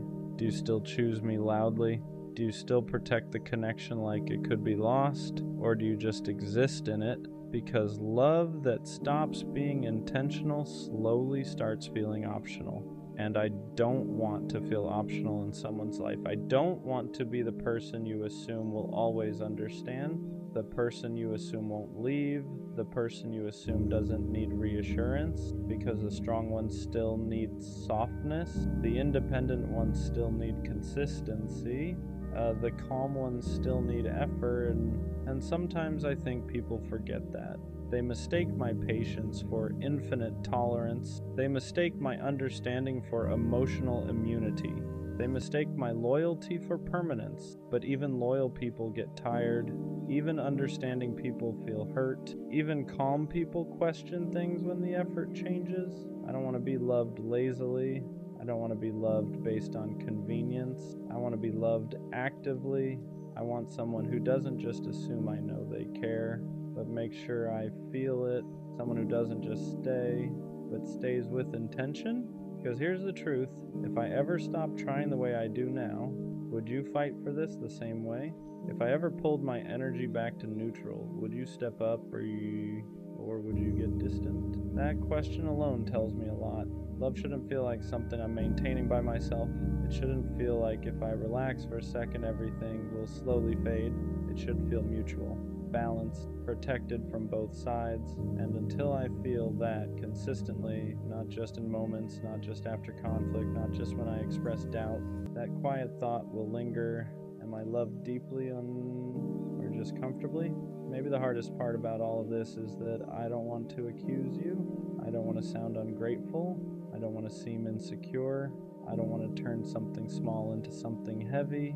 But silence builds pressure, and pressure turns into quiet resentment, because when I feel like I'm giving more than I'm receiving, I don't explode, I adjust. I overthink, I analyze, I start loving more carefully, and that's when something shifts inside me. I stop being soft in the same way. I stop opening up as freely. I stop expressing needs because I don't want to feel like a burden. And you probably wouldn't even notice at first, because I don't change loudly, I change subtly. And that's the scary part, because once I start protecting myself emotionally, I don't fully come back the same. I don't want to have to guard my heart with someone who says they love me. I don't want to measure my words. I don't want to calculate how much reassurance I can ask for without seeming too much. I want to exist freely, but freedom only comes when love feels secure, not intense, not obsessive, secure. The kind of secure where I don't have to question your effort after a disagreement. The kind of secure where your consistency doesn't depend on my mood. The kind of secure where I don't feel like I have to earn softness from you. Because love shouldn't feel conditional. It shouldn't spike when I'm easy to love and dip when I need extra understanding. And sometimes I ask myself something deeper. If I disappeared tomorrow, would you miss me because you love me? Or because you lost something that benefited you? Would you miss my heart? Or just my stability? Would you miss the way I cared, or just the fact that I cared consistently? That difference matters more than people realize, because I don't want to be someone's comfort zone if I'm not also their conscious choice. I don't want to be someone's safe option if I'm not also their priority. And I don't want to keep pouring into something where I feel like I'm the emotional backbone. Love should feel like two people holding it up, not one person carrying it quietly. And until I feel that weight shared, I'll keep asking myself softly, am I actually loved, or am I just deeply dependable? I think what I've realized is this: if I constantly have to ask myself whether I'm loved, then something inside me doesn't feel safe, because real love doesn't require constant decoding.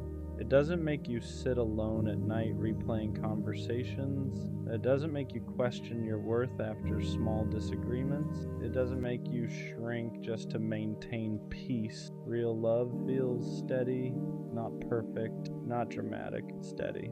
It feels like someone who chooses you even when you're not at your best. It feels like someone who reassures without being forced. It feels like someone who protects your heart, like it's their responsibility too. And maybe you do love me, but if your love makes me anxious, if it makes me overanalyze, if it makes me feel like I'm asking for too much when I ask for consistency, then it's not landing the way love should, because love shouldn't make you question your value. It should reinforce it. It shouldn't make you feel like you're lucky to be chosen. It should make you feel mutually chosen. Maybe the real shift isn't asking, am I actually loved? Maybe it's asking, do I feel secure here? Do I feel prioritized? Do I feel emotionally safe? Because love isn't just something someone says. It's something you experience repeatedly.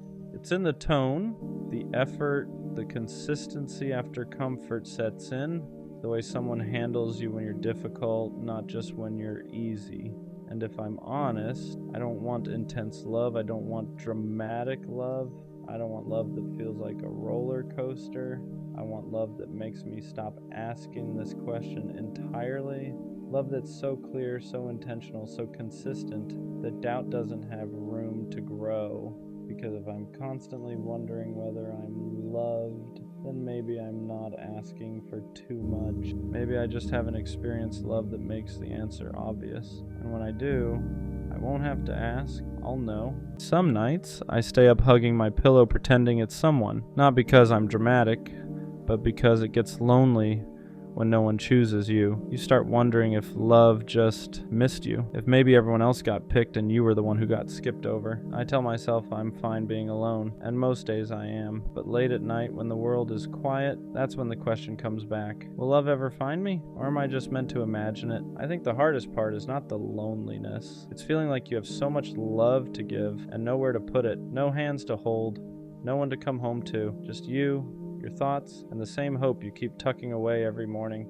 And what scares me most is not being alone right now. It's the thought that maybe this is permanent. Being alone doesn't hurt the most. Being unchosen does. It's watching people find each other while you keep ending up by yourself. It's being told, your time will come so many times that it starts to feel like a placeholder sentence. You start questioning yourself. Am I too quiet? Too much? Not enough? You replay everything, trying to find the reason no one stayed. And late at night, when you're hugging a pillow, imagining it's someone who wants you back, those thoughts get louder. Not because you don't love yourself, but because you're tired of being the only one who does. The scary part is how slowly it affects your worth. You don't stop believing in love, you stop believing it wants you, and that's when loneliness becomes heavier than silence, because now it's not just about being alone, it's about wondering if something is wrong with you for being alone this long. This feeling doesn't mean you're unlovable, even though it really feels like it. It means you've been alone long enough for the silence to start telling stories. And silence is loud when it goes on too long. You start mistaking timing for rejection. You start turning waiting into a flaw. You start thinking love hasn't found you because you're missing something. But love doesn't work on fairness, and it doesn't run on schedules. Some people find it early. Some people find it after they've learned how to sit with themselves at night. And that doesn't make you behind. It makes you human. The fact that you still want love, still imagine it, still hope for it, even after feeling unchosen, that's not weakness. That's proof your heart didn't close. Imagining love at night doesn't make you desperate. It means you're human. You're not hugging a pillow because you're weak. You're doing it because your body remembers what closeness feels like, even when your life hasn't caught up yet. There's nothing wrong with wanting someone to come home to, with wishing there was a hand to reach for when the day finally goes quiet. The problem isn't that you imagine love, it's that you've been alone long enough to start believing wanting it is something you need to outgrow. But love isn't something you mature out of, something you wait for without turning against yourself in the meantime. You don't need to shame the part of you that still hopes at night. That part is just proof you haven't gone numb. And as long as you haven't gone numb, love hasn't missed you. Loneliness at night doesn't get to decide your future. Even when it feels endless, nights are heavy because they strip everything down. No distractions, no noise, just you and the question you try not to ask during the day. But night feelings aren't prophecies. fantasies. They're just unmet needs speaking when everything else is quiet. Being alone right now doesn't mean you'll always be alone. And being unchosen so far doesn't mean you're unchoosable. It just means you haven't been met yet. There's a difference. You're not behind. You're not forgotten. You're not running out of time.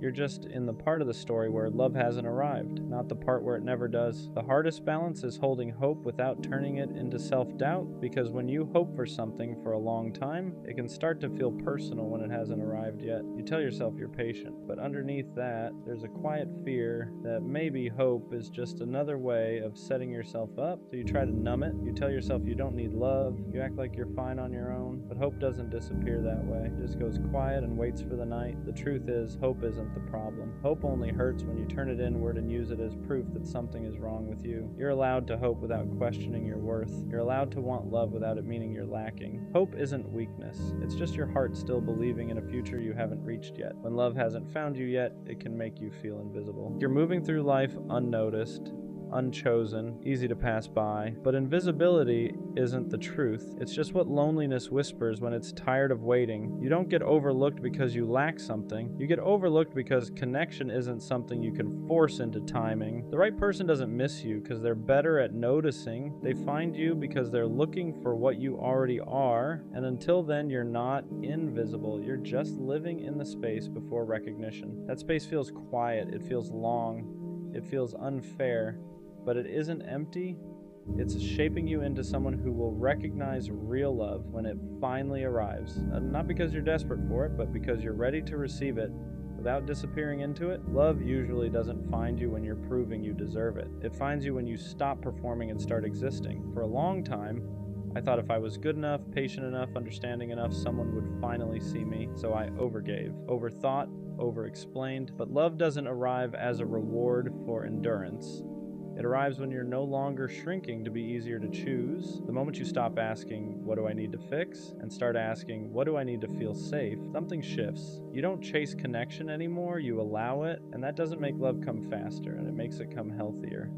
Because the love that finds you then isn't choosing you because you tried hard enough. It's choosing you because you're finally standing still as yourself. Waiting is hard because it's empty time. Not empty in life, but empty in connection. You're still living, still growing, still doing everything you're supposed to do, but there's no one to share the quiet with, and that's where loneliness sneaks in. The difference between waiting and loneliness is what you tell yourself while you're there. Loneliness says, nothing is happening because I'm not enough. Waiting says, something hasn't arrived yet, and that's not a reflection of my worth. Learning to sit in the waiting doesn't mean pretending you don't want love. It means refusing to let the absence of it turn into self-blame. You can want love deeply and still treat yourself gently in the meantime. You can feel the quiet without letting it convince you that this is all there will ever be, because waiting isn't where your story ends. It's just the space between who you've been and who you're about to meet. There's a moment when hope stops hurting, not because love arrived, but because you stop fighting yourself while waiting. You stop asking the question every night with fear in it. You still want love, you still imagine it, but it no longer feels like your life is on hold without it. Hope becomes something gentle, something you carry, not something that weighs you down. You realize love finding you was never about being chosen faster or proving you're worthy enough. It was about becoming someone who doesn't disappear while waiting to be seen. And when that shift happens, loneliness loosens its grip, not because you're no longer alone, but because you're no longer against yourself. That's when hope becomes safe again, and that's usually right before love finally knows where to find you. Some nights you still wish someone was there, and that doesn't mean the healing didn't work.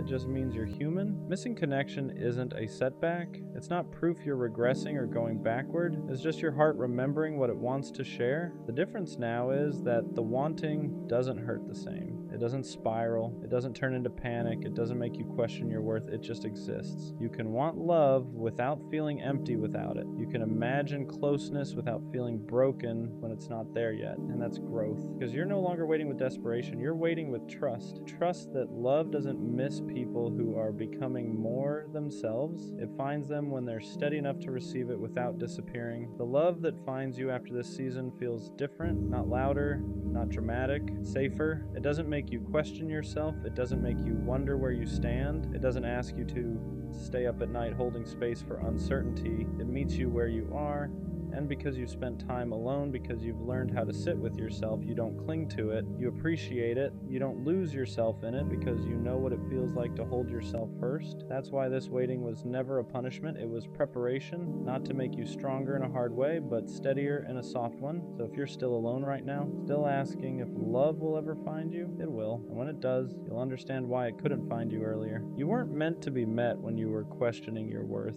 You were meant to be met when you finally believed you were already enough. If you're asking that question right now, it doesn't mean you're behind, it means you're honest. You're honest about wanting connection, about feeling alone sometimes, about hoping there's more than just nights where you hug a pillow and imagine what could be. And that honesty matters. Love doesn't find people who gave up on it. It finds people who stayed open even when it hurt. People who learned how to be alone without becoming bitter, who waited without turning against themselves. So no, love didn't miss you. It just hasn't arrived yet. And when it does, it won't feel like something you chased or finally earned. It'll feel like something that recognizes you, like it knew where you were the whole time, and suddenly those nights won't feel so heavy anymore. Not because you forgot them, but because they led you right where you were meant to be. One day you won't ask the question anymore, not because love arrived overnight, but because you stopped measuring your life by what's missing. You'll still want connection, you'll still imagine it sometimes, but it won't feel heavy. You'll realize you didn't waste these nights. You were learning how to stay gentle in a quiet season. And that matters, because the love that eventually finds you won't have to convince you that you're worth choosing. You'll already know. And when someone finally holds you, it won't feel like something you waited forever for. It'll feel like something that arrived right when you were ready to be seen, not as someone hoping to be chosen, but as someone whole,